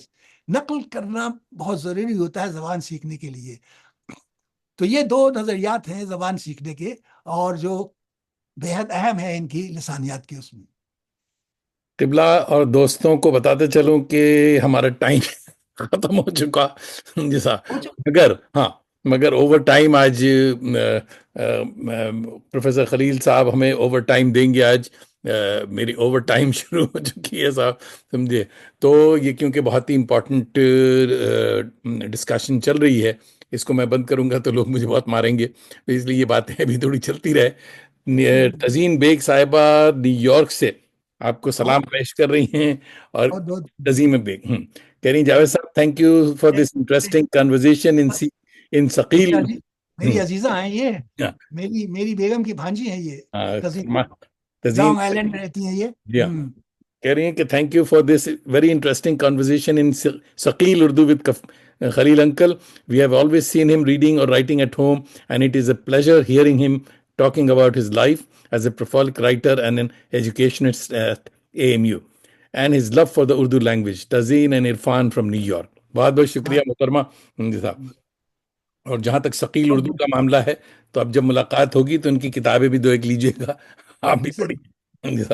عالیہ فیض ہماری بڑی اچھی دوست ہیں، کراچی سے آپ کو سلام کہہ رہی ہیں، اور کہہ رہی ہیں کہ ہمیشہ کی طرح آپ کا بہترین پروگرام، بہت اعلیٰ شخصیات کو آپ مدعو کرتے ہیں جن کی گفتگو ہماری معلومات میں گراں قدر اضافہ کا باعث بنتی ہے۔ بہت بہت شکریہ عالیہ۔ اور دوستوں، جیسا کہ ابھی ہم نے بتایا، اچھا ایک اور ہمارے دوست ہیں جو کہ آداب کہہ رہے ہیں، گوپال گنج بہار سے افروز عالم صاحب۔ تو حضرت اب ہم بہت جلدی سے آگے بڑھائیں گے، اور کیونکہ لگتا تو یہ ہے کہ جلدی میں معاملہ ختم نہیں ہوگا، مگر چلیے جہاں تک ہوتا ہے کرتے ہیں کہ پھر لسانیات کیا ہے حضرت؟ یہ آپ نے زبان تو ہمیں سکھائی کہ یہ لسانیات ہے، مختصراً یہ بھی میں مختصر الفاظ میں ہی بیان کروں گا. لسانیات زبان کے سائنسی مطالعے کا نام ہے. واہ. ہم، ایک تو سائنسی مطالعہ، غیر سائنسی مطالعہ. غیر سائنسی مطالعے میں تو انسان جو ہے وہ خیالی کھچڑی پکاتا ہے، خیالی پلاؤ پکاتا ہے، ہاں، اس کا اس سے تعلق ہے خیال سے. لیکن جب کوئی مطالعہ سائنسی مطالعہ ہوتا ہے تو اس کے کچھ تقاضے ہوتے ہیں. جی جی. تو لسانیات کو، جیسے میں نے کہا، linguistics is a scientific study of language, یعنی لسانیات جو ہے وہ سائنسی مطالعے کا نام ہے. واہ. سائنسی مطالعے سے میری مراد یہ ہے کہ یہ مطالعہ معروضی ہے، آبجیکٹو ہے، اس میں آبجیکٹیوٹی ہوتی ہے. اس میں یہ نہیں، اس میں اس میں پسند اور ناپسند کا کوئی سوال نہیں پیدا ہوتا ہے. ہم، جیسی چیز، جیسی زبان دیکھی جاتی ہے اسی طرح سے اس کی انالیسس کی جاتی ہے، اسی طرح سے اس کو بیان کیا جاتا ہے. تو یہ معروضی مطالعہ ہے. دوسرا معروضی مطالعے سے، دوسرا سائنسی مطالعے سے میری مراد یہ ہے کہ یہ ڈیٹا اورینٹڈ ہے. یعنی یعنی سائنسی مطالعے کے لیے، کسی زبان کے مطالعے کے لیے ڈیٹا، مواد کا ہونا ضروری ہوتا ہے. مواد چاہے وہ صوتی مواد ہو، چاہے الفاظ کا ذخیرہ ہو، نحوی ہو، یہ مواد کا ہونا ضروری ہوتا ہے. بغیر مواد کے ہم کوئی بھی تجزیہ یا کوئی بھی زبان کا مطالعہ ہم نہیں کر سکتے ہیں. تو یہ دو چیزیں ہوئیں. تیسری چیز یہ ہے کہ یہ مطالعہ جو ہے وہ انالیٹیکل ہے، تجزیاتی مطالعہ ہوتا ہے. اس میں ہم چیزوں کو الگ الگ کرتے ہیں، اس کی تحلیل و تجزیے سے ہم کام لیتے ہیں. مثلا اگر ہم نے کہا کہ بھائی اردو زبان میں اردو زبان کا صوتیاتی مطالعہ ہمیں کرنا ہے، تو ہمیں بتانا ہوگا کہ کس کس کن کن کیسی کیسی آوازیں اس میں پائی جاتی ہیں، کیا کیا اس کی شکلیں ہیں، اور کس طرح سے اس کو کلاسیفائی کیا جا سکتا ہے. تو گویا کہ یہ انالیٹیکل مطالعہ ہوا زبان کا. اس کے بعد یہ سسٹمیٹک اسٹڈی ہے، یعنی ہر چیز کو ہم ایک نظام کے تحت ہم بیان کرتے ہیں. تو یہ جو خصوصیات ہیں لسانیاتی مطالعے کی، کہ معروضیت اور مواد کا ہونا اور تجزیاتی انداز، یہ لسانیات کی، لسانیاتی مطالعے کی یہ خصوصیات ہیں. دوسری چیز ہے کہ لسانیات کی دو شاخیں بہت ہی اہم ہیں. ایک کو کہتے ہیں تاریخی لسانیات، ہسٹوریکل لنگوسٹکس، اور دوسری ہے ڈسکرپٹیو لنگوسٹکس.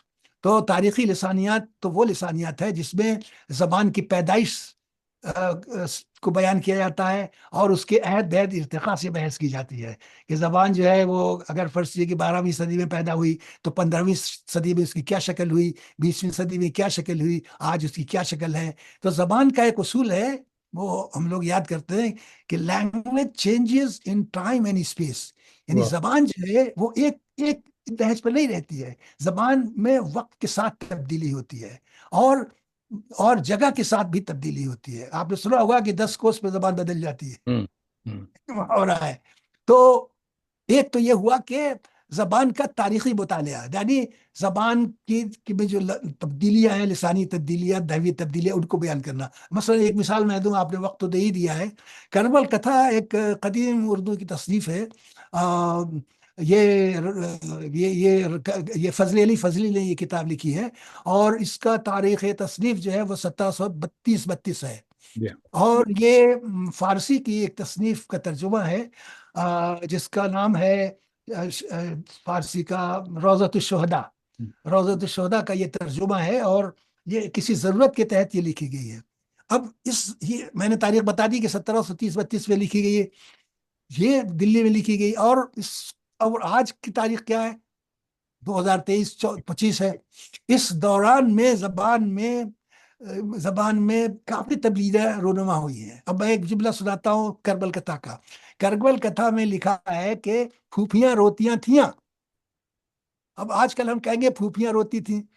ہم، دوسرا ایک جملہ سنیے، فقرہ، رسول کیاں باتاں، ہم آج کہیں گے رسول کی باتیں. تو دیکھا آپ نے زبان کا کیسا چینج ہوا. یہ زبان کا نحوی چینج ہے.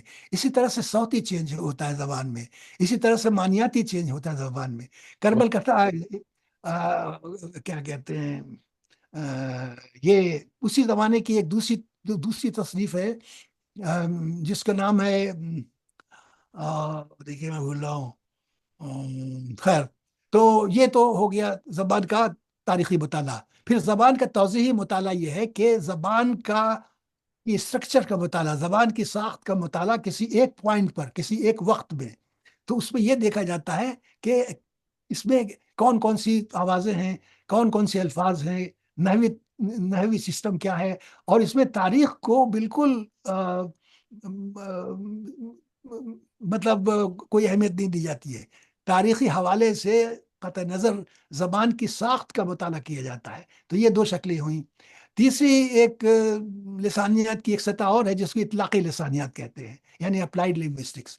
یعنی لسانیات جو علم فراہم کرتی ہے، جو علم ہمیں دیتی ہے، اس کا اطلاق ہم کن کن موضوعات پر کرتے ہیں، اور یہ تمام چیزیں اطلاقی لسانیات کے اندر بھی آتی ہے. سب سے پہلے یہ ہے تدریس زبان. زبان کی جو تدریس ہے اس میں ہم لسانیات سے کام لیتے ہیں اور لے سکتے ہیں. یعنی کہنے کا مقصد یہ ہے کہ اگر کوئی شخص زبان کا معلم ہے اور وہ لسانیات سے واقف ہے تو وہ اچھی تعلیم دے سکتا ہے زبان کی، اس لیے کہ زبان کے اسٹرکچر سے واقف ہوتا. تو ایک تو تدریس زبان ہے. دوسرا زبان اور ادب کا رشتہ جس کو اسلوبیات کہتے ہیں، یہ بھی اطلاقی لسانیات ہے. تیسرا ہے لیکسیکوگرافی، یعنی لغت سازی، اس میں بھی لسانیات کام میں آتی ہے. تیسرا یہ ہے کہ کمپیوٹر اور زبان، تو اس میں بھی لسانیات کی مدد لی جا سکتی ہے. تو ان تمام چیزوں کو ہم اطلاقی لسانیات میں لاتے ہیں اور کہتے ہیں کہ اطلاقی لسانیات یعنی اپلائیڈ لنگوسٹکس. دوسری چیز ایک اور بھی ہے کہ لسانیات سے ریلیٹڈ کچھ اور بھی ڈسپلنس ہیں جس کو کہ لسانیات میں بہت اہمیت ہے. لسانیات کی شاخیں تو نہیں ہیں، وہ ریلیٹڈ ڈسپلن کہتے ہیں ان کو. پہلا تو یہ ہے کہ سوشل لنگوسٹکس. تو سوشل لنگوسٹک یہ ہے کہ زبان کے سماجی رشتوں سے کا مطالعہ ہم کرتے ہیں کہ زبان کا معاشرے سے اور سماج سے کیا رشتہ ہے. پھر دوسری ایک شاخ ہے سائیکو لنگوسٹکس. اس میں ہم مطالعہ کرتے ہیں کہ زبان کا نفسیات سے کیا رشتہ ہے، اس لیے کہ ظاہر ہے کہ زبان کا تعلق دماغ سے ہے اور دماغ کا تعلق نفسیات سے ہے. تو اس میں یہ ہم کرتے ہیں کہ بچہ کیسے اقتصاد زبان کیسے کرتا ہے، زبان کیسے سیکھتا ہے، وہ یہ چیزیں بہت اہم ہیں. اور سماج میں زبان کا کیا رول ہوتا ہے. اب جیسے فرض یہ کہ ایک ایک لٹریسی کا معاملہ ہے. تو لٹریسی کا جو معاملہ ہے، لٹریسی کا جو مطالعہ ہے، وہ سروے کے ذریعے ہم طے کرتے ہیں کہ کس علاقے میں یا کس خطے میں کون کون سی زبان بولی جاتی ہے، اس کی کیا پرسنٹیج ہے، یا پورے ہندوستان میں جو زبان بولی جاتی ہے اس میں لٹریسی کتنے پرسنٹ ہے. کتنے لوگ جانتے ہیں کہ ہندوستان میں لٹریسی کا ریٹ کیا ہے؟ ہندوستان میں لٹریسی کا ریٹ آج کی تاریخ میں 76% ہے. یعنی 76% لوگ جو ہیں وہ لکھنا پڑھنا جانتے ہیں. تو اس کا مطلب یہ ہے، زبان کا ایک تصور یہ بھی ہے کہ زبان جو ہے وہ تکلمی حیثیت ہے، اس کی تحریری حیثیت نہیں ہے. تحریر جو ہے وہ زبان نہیں ہے. Writing is no language. واہ. تحریر جو ہے وہ زبان کی نمائندگی کرتی ہے، زبان کی عکاسی کرتی ہے، زبان نہیں ہے. زبان تو وہ ہے جو اعضائے تکلم کے ذریعے ادا کی جاتی ہے. بہت اب خوب. آپ یہ دیکھیں کہ جیسے میں نے بتایا کہ آج کا جو ڈیٹا ہے اڈلٹ لٹریسی کا ہندوستان کا، وہ 76% ہے. تو اس کا مطلب یہ ہے کہ 24% لوگ لکھنا پڑھنا نہیں جانتے. تو کیا 24% لوگ زبان نہیں جانتے؟ ہم. 24% لوگ زبان جانتے ہیں. زبان تو سبھی جانتے ہیں جتنے لوگ ہیں. تو یہ تصور کہ زبان جو ہے وہ تحریر بھی زبان ہے، تحریری جو زبان ہے وہ زبان نہیں ہے. اصل زبان وہ ہے جو تکلمی زبان ہے، واہ. جو جو بولی جاتی ہے، بولی جانے والی زبان ہے. تو یہ گویا کہ ایک بہت اہم مسئلہ ہے. اب کوشش یہ ہونی چاہیے کہ ہمارا جو جو جو ریٹ ہے اس کا کیا کہتے ہیں، لٹریسی کا. لٹریسی کا، وہ اس کو بڑھایا جائے. اس لیے کہ جب ہندوستان آزاد ہوا تھا تو بہت ہی کم تھا لٹریسی ریٹ. دھیرے دھیرے یہ بڑھتا گیا ہے. تو جو قومیں ترقی یافتہ ہیں، جو ممالک ترقی یافتہ ہیں، ان میں 100% لٹریسی ریٹ ہوتا ہے. یعنی ہر شخص جو ہے وہ پڑھا لکھا ہوتا ہے. ہم. لیکن جو شخص کے پڑھا لکھا نہیں ہے اس کو ہم یہ نہیں کہہ سکتے کہ یہ زبان نہیں جانتا ہے. زبان تو وہ جانتا ہے. ہم. زبان اگر نہیں جانتا ہے تو وہ کیسے کمیونیکیٹ کرتا ہے؟ ہم. اچھا صاحب، سید پرویز جعفری ہمارے علی دوست ہمارے وقت میں ہی یہ علی گڑھ میں تھے. آج کل ہیوسٹن ٹیکسس میں ہیں. اور سلام کہہ رہے ہیں آپ کو پرویز جعفری. اور معید رشیدی بھی آ گئے ہیں. معید رشیدی دیکھ رہے ہیں کہ علی گڑھ سے کہہ رہے ہیں بیگ صاحب کو دیکھ کر بہت خوشی ہوئی. اور جناب وقت واقعی بہت تیزی سے بھاگ رہا ہے. اچھا، مولانا آزاد کی کہتے ہیں جناتی ان کا جو اسلوب تھا، اور یوسفی صاحب کی شگفتہ بیانی، تو یہ جو ہے، ایسے حضرات، یہ رائٹرز جو ہیں، تو یہ ان کی لرنڈ بیہیویئر ہے یا یہ قدرتی ہے؟ جہاں تک کہ اسلوب کا معاملہ ہے، اسلوب کو ہم کہتے ہیں ویریشن ان لینگویج، زبان میں تباین. یعنی ایک ہی لفظ کو، ایک ہی بات کو دو طرح سے تین طرح سے بیان کیا جائے، تو یہ اس کو ہم کہتے ہیں اسلوب کا فرق. اب جیسے میں مثال دیتا ہوں آپ کو کہ سورج ڈوبتے ہی ہر طرف اندھیرا چھا گیا. یہ اردو زبان کا ایک جملہ ہے. دوسرا جملہ سنیے: آفتاب غروب ہوتے ہی ہر سمت تاریکی پھیل گئی. واہ. اب ان دونوں جملوں میں الفاظ کا فرق نمایاں ہے. بھائی دیکھیے، سورج کی جگہ آفتاب، تاریکی کی جگہ اندھیرا، چھا گیا کی جگہ پھیل گئی. تو کہنے کا مقصد یہ ہے کہ یہ جو فرق ہے دونوں زبانوں میں، الفاظ تو ایک ہیں، فرق جو ہے وہ اسلوب کا فرق ہے. تو اسلوب کا مطلب یہ ہوا کہ مختلف انداز بیان، ایک ہی بات کو کئی طرح سے کہنا. اب اس کو دوسرے لفظوں میں ہم یہ کہیں کہ اگر کوئی شخص وفات پا گیا ہے تو اس کو ہم کہیں گے کہ اس کا انتقال ہو گیا ہے. ہم یہ کہیں گے کہ آ، اس نے اس نے دائی اجل کو لبیک کہا، وغیرہ وغیرہ، لیکن بات ایک ہی ہے. تو مولانا آزاد کا جو اسلوب ہے وہ بے حد معرب اور مفرس اسلوب ہے. عربی فارسی کے الفاظ بے حد اس میں پائے جاتے ہیں، اور جو آپ نے بتایا شگفتہ اسلوب، وہ ظاہر ہے کہ وہ بالکل مختلف ہے. تو یہ جو اسلوب کا معاملہ ہے، یہ ایک طرح سے زبان کے استعمال کا معاملہ ہے.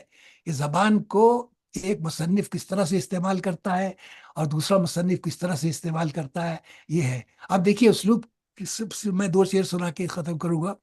آ، اسلوب جو ہے وہ، اس کی ایک تعریف یہ ہے کہ ڈیویشن فرام دی نارم، یعنی معمول سے انحراف. زبان کا جو پیٹرن ہے جس کو سب لوگ فالو کرتے ہیں، زبان کا ایک اصول ہے جس کو سب لوگ فالو کرتے ہیں. تو اگر زبان کے اسلوب سے، بروجہ اسلوب سے انحراف کیا جائے، ہے نا، تو اسلوب پیدا ہوتا ہے. واہ. اور وہ اسلوب جو پیدا ہوتا ہے وہ قابل تعریف ہوتا ہے. وہ اس میں ایک ندرت ہوتی ہے، اس میں ایک کشش ہوتی ہے. اب جیسے میں ایک مثال دیتا ہوں مظفر حنفی کا، وہ اللہ کو پیارے ہوئے. ان کا ایک شعر ہے کہ چاند اگا ہے پوروا سن کی، واہ. چلنا ہے تو چل. چاند اگا ہے پوروا سن کی، چلنا ہے تو چل. گلواری من کی مہکانے، چلنا ہے تو چل، وغیرہ. اب اس میں دیکھیے چاند اگا ہے، ہم عام بول چال میں چاند اگا نہیں کہتے ہیں، ہم کہتے ہیں چاند نکلا ہے، چاند نمودار ہو گیا ہے. لیکن شاعر نے یہاں چاند اگا ہے کا لفظ استعمال کر کے ایک ندرت پیدا کی ہے اپنے اسلوب میں. اسی طرح سے شہریار صاحب کا ایک شعر سنیے. شہریار کہتے ہیں کہ چلو آنکھوں میں پھر سے نیند بوئیں، ہاں. چلو آنکھوں میں پھر سے نیند نیند بوئیں، بوئیں. کہ مدت سے اسے دیکھا نہیں ہے. اب واہ. آپ دیکھیے کہ نیند بوئیں، یہ واہ. کتنا نادر اور کتنا ندرت آمیز یہ اظہار ہے. تو اس طرح سے اسلوب پیدا ہوتا ہے کہ الفاظ میں ڈیویشن پیدا کیا جائے، ڈیویٹ پیدا کیا جائے. یعنی جو زبان کا معمول ہے اس سے انحراف کر کے نئے نئے نئے تراکیب، نئے نئے اشارات، نئے نئے الفاظ استعمال کیا جائے. میں ایک شمسران فاروقی کی ایک بات سے اس کو ختم کرتا ہوں. کسی شاعر کا مجموعہ ان کے پاس آیا اظہار رائے کے لیے. تو انہوں نے اور بہت سی باتیں لکھی، اور یہ بھی لکھا کہ بھئی آ، تمہارے کلام میں کوئی ندرت یا کوئی انفرادیت پیدا نہیں ہوتی ہے. یعنی تم بالکل اپارٹ. بالکل ڈھلی ہوئی راہ پہ چلتے ہو. مطلب یہ ہے کہ تمہارے اندر جو ایک نیاپن ہونا چاہیے وہ نہیں ہے. تو اس کی مراد یہی تھی کہ ڈیویشن فرام دی نارم. اخلاق آہن بھائی دہلی جے این یو سے دیکھ رہے ہیں. کہہ رہے ہیں آداب، بیگ صاحب سے مجازی ملاقات مسرت آور ہے. بہت بہت شکریہ، بہت بہت بہت شکریہ شکریہ اخلاق صاحب. بھائی. اچھا جناب، بہت سارے سوالات کو چھوڑتے ہوئے ہم یہ جاننا چاہیں گے لسانیات کے معیار پر آج کا اردو فکشن کیسا ہے؟ آ, یہ بھی بہت ہی اہم سوال ہے۔ آ, میں نے ادھر چند کتابیں پڑھی ہیں، اور جیسے کہ تاریخ چھتاری کا آسمان منزل، اور بہت سی کتابیں پڑھتا رہتا ہوں۔ جی تو میں نے دیکھا کہ پہلے کی جو زبان تھی اور ادھر کی جو زبان ہے، اس میں اسلوب کا بہت فرق ہے۔ ہوں، اسلوب کا فرق ہے، اور تشبیہ و استعارہ آ، بالکل مختلف استعمال ہونے لگا ہے، اور لفظیات کی سطح پر بھی فرق ہے۔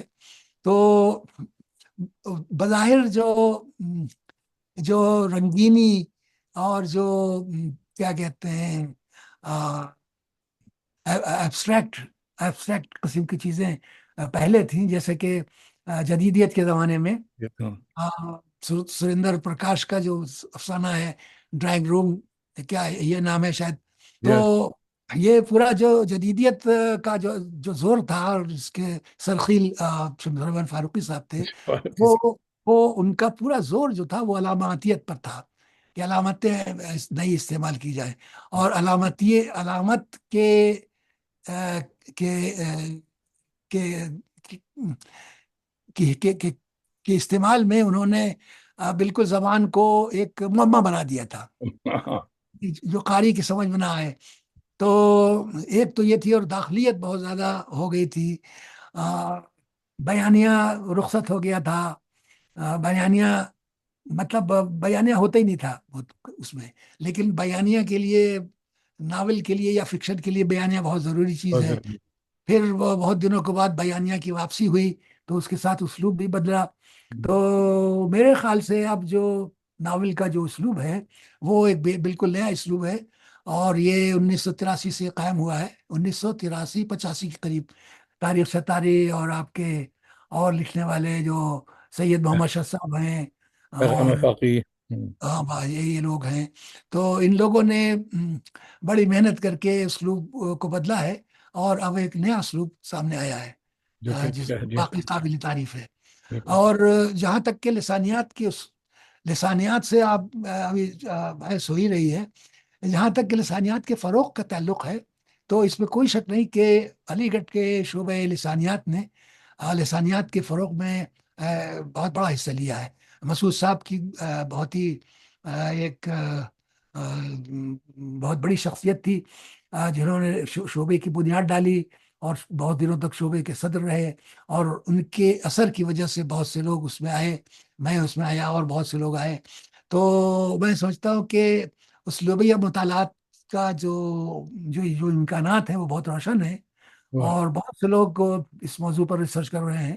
اور آج کل جو لسانیات کا جو شعبہ ہے، وہ پروفیسر محمد جہانگیر وارسی اس کو چلا رہے ہیں، وہ میرے شاگرد ہیں، اور انہوں نے بہت ہی ترقیاتی کام کیے ہیں، جس سے شعبے کو آگے بڑھنے میں بہت مدد ملی ہے۔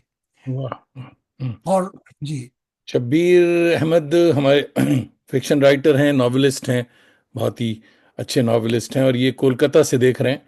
اور رضوان الحق بھائی پوچھ رہے ہیں ان دنوں بیگ صاحب کا قیام کہاں ہے؟ اچھا، قبلہ میں نے پہلے بتایا تھا کہ آج کل کنیٹیکٹ نیو ٹاؤن میں ہے، اور امریکہ آج کل ویزا دے رہا ہے، تو آپ جا سکتے ہیں تو وزٹ کر کے آئیے آپ بھی، سمجھے، اس سے پہلے کہ ٹرمپ انڈیا کا ویزا بند کر دے۔ تو تو جناب، ہاں، تو آپ کے تنقیدی مضامین میں دیکھ رہا ہوں آج کے، جیسے کہ ابھی آپ نے بتایا تاریخ چتاری والا مضمون دیکھا ہم نے، تو آج کی اردو تنقید کے بارے میں کیا خیال آپ کا؟ کس نقطہ نظر سے، کس خیال سے؟ تنقید جو ہو رہی اردو میں، تو پریزنٹ تنقیدی تو کئی رخ ہیں، ایک تو مواد کے اعتبار سے، بات کے اعتبار سے جی، زبان کے اعتبار سے، تو مواد تو یہ الگ الگ وہ ہے، جیسے کہ آسمان منزل کا جو موضوع ہے، وہ ظاہر ہے کہ وہ ایک ایسا موضوع ہے، مٹتی ہوئی تہذیب کو انہوں نے بہت ہی اچھے انداز میں اس کو پیش کیا ہے۔ آ، تو یہ چیز بہت اہم ہے کہ اس کو انہوں نے موضوع بنایا۔ پھر اس کے بعد اور جو ناولسٹ ہیں، جیسے کہ سید اچھا آ، اشرف صاحب، سید محمد اشرف صاحب، ان کا موضوع بھی الگ ہے۔ قاضی ستار صاحب نے جو لکھا، وہ پرانی جو جاگیردارانہ نظام تھا، اس کے بارے میں لکھا، اور بہت ہی وہ مشہور ہوا۔ آ، تو اس طرح سے الگ الگ موضوعات پر مضامین لکھے جا رہے ہیں، اور زبان بھی مختلف ہوتی جا رہی ہے۔ مثلاً قاضی عبدالستار کی جو زبان ہے وہ تاریخ شتاری کی زبان سے مختلف ہے۔ ہوں، تو اس لحاظ سے میں سمجھتا ہوں کہ آ، کسی ایک ترازو پہ تولنا مناسب نہیں ہے۔ آ، الگ الگ انداز ہے لکھنے کا، الگ الگ موضوعات کا انتخاب ہوتا ہے، اس طرح سے وہ چل رہا ہے سلسلہ۔ اچھا صاحب، کیونکہ میں دوستوں کو بتا چکا ہوں کہ اوور ٹائم چل رہا ہے ہمارا، تو وقت بالکل نہیں رہا۔ دو چار سوال اور لے لیتے ہیں۔ اور تو یہ بتائیے حضرت کہ انگزائٹی اور اسٹریس والے اس دور میں سکون کے لیے آپ امریکہ جانے کے علاوہ کیا کرتے ہیں؟ پرسکون ہیں آپ؟ دواؤں کا استعمال کرتے ہیں۔ اچھا، نہیں بتائیے سکون کے لیے آپ کیا کرتے بھائی، سکون کے لیے دوستوں کی صحبت، ٹہلنا، صبح اٹھنا، اور آ، ایسی خبریں نہ پڑھنا جس سے ٹینشن ہو، جس سے میں نے تو اس زمانے میں اخبارات پڑھنا بند کر دیا تھا۔ تو ہیں؟ تو اچھا، یہ سب ٹی وی نہ چیزیں دیکھا کریں، ہاں ٹی وی ہیں۔ دیکھنا بھی ٹھیک نہیں ہے۔ ٹی وی تو دیکھنا حضرت بند کیا؟ کر دیا تھا، ہاں، ٹی وی تو میں دیکھتا ہی نہیں ہوں۔ تو اس طرح کے حالات ہیں۔ اینگزائٹی تو واقعی ایک اسٹریس کی شکل ہے، اور اسٹریس کی کئی وجوہات ہو سکتی ہے ذہنی۔ بہت سی اسٹریس کی ذہنی وجوہات ہیں جو مریض بتاتا نہیں ہے، اس لیے کہ پھر وہ بتائے گا تو بہت سی چیزوں کا افشا ہوگا۔ تو یہ چیز ہے کہ اسٹریس نہیں ہونا چاہیے، اور اسٹریس جب ختم ہو جائے گا تو انگزائٹی ختم ہو جائے گی، ہوں، ہوں، اور دوا تو ہے ہی ہے اس کا علاج۔ ہوں۔ آ، یعنی اچھے لوگ پرسکون ہیں آپ؟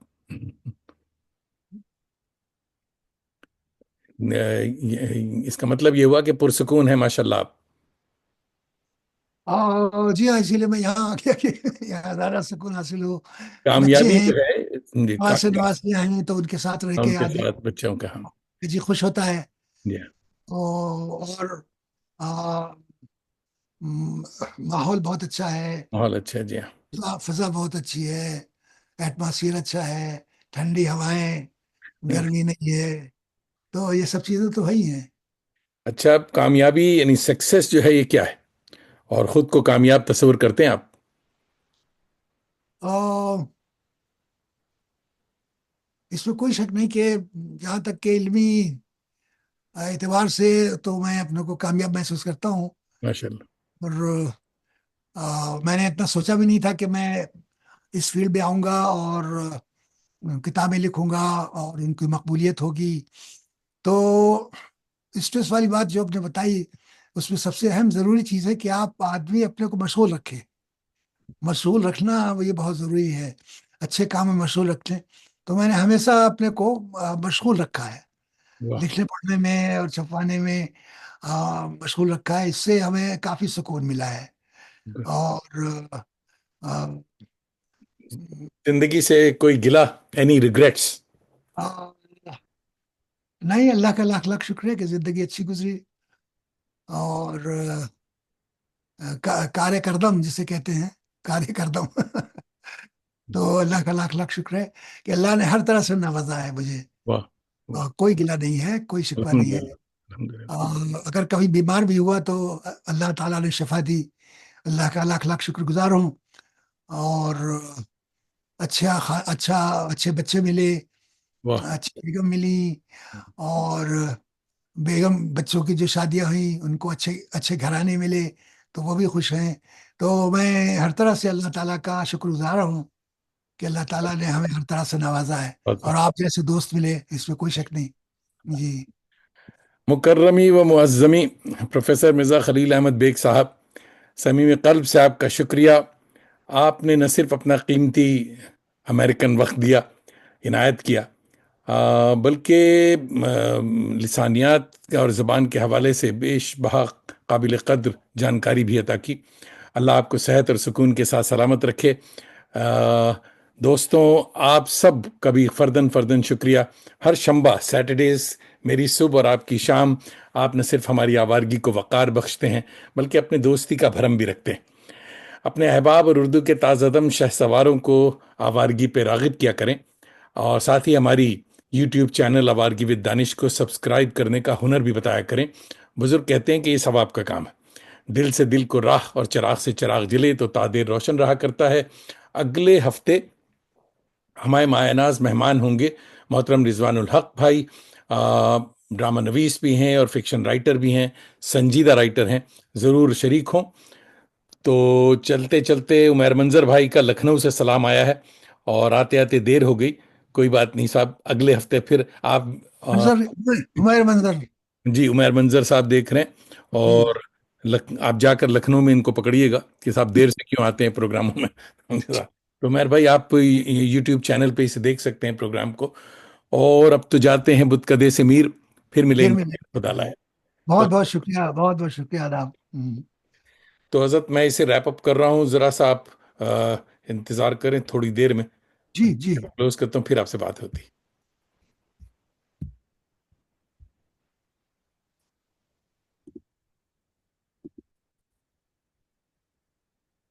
Be happy drives people crazy.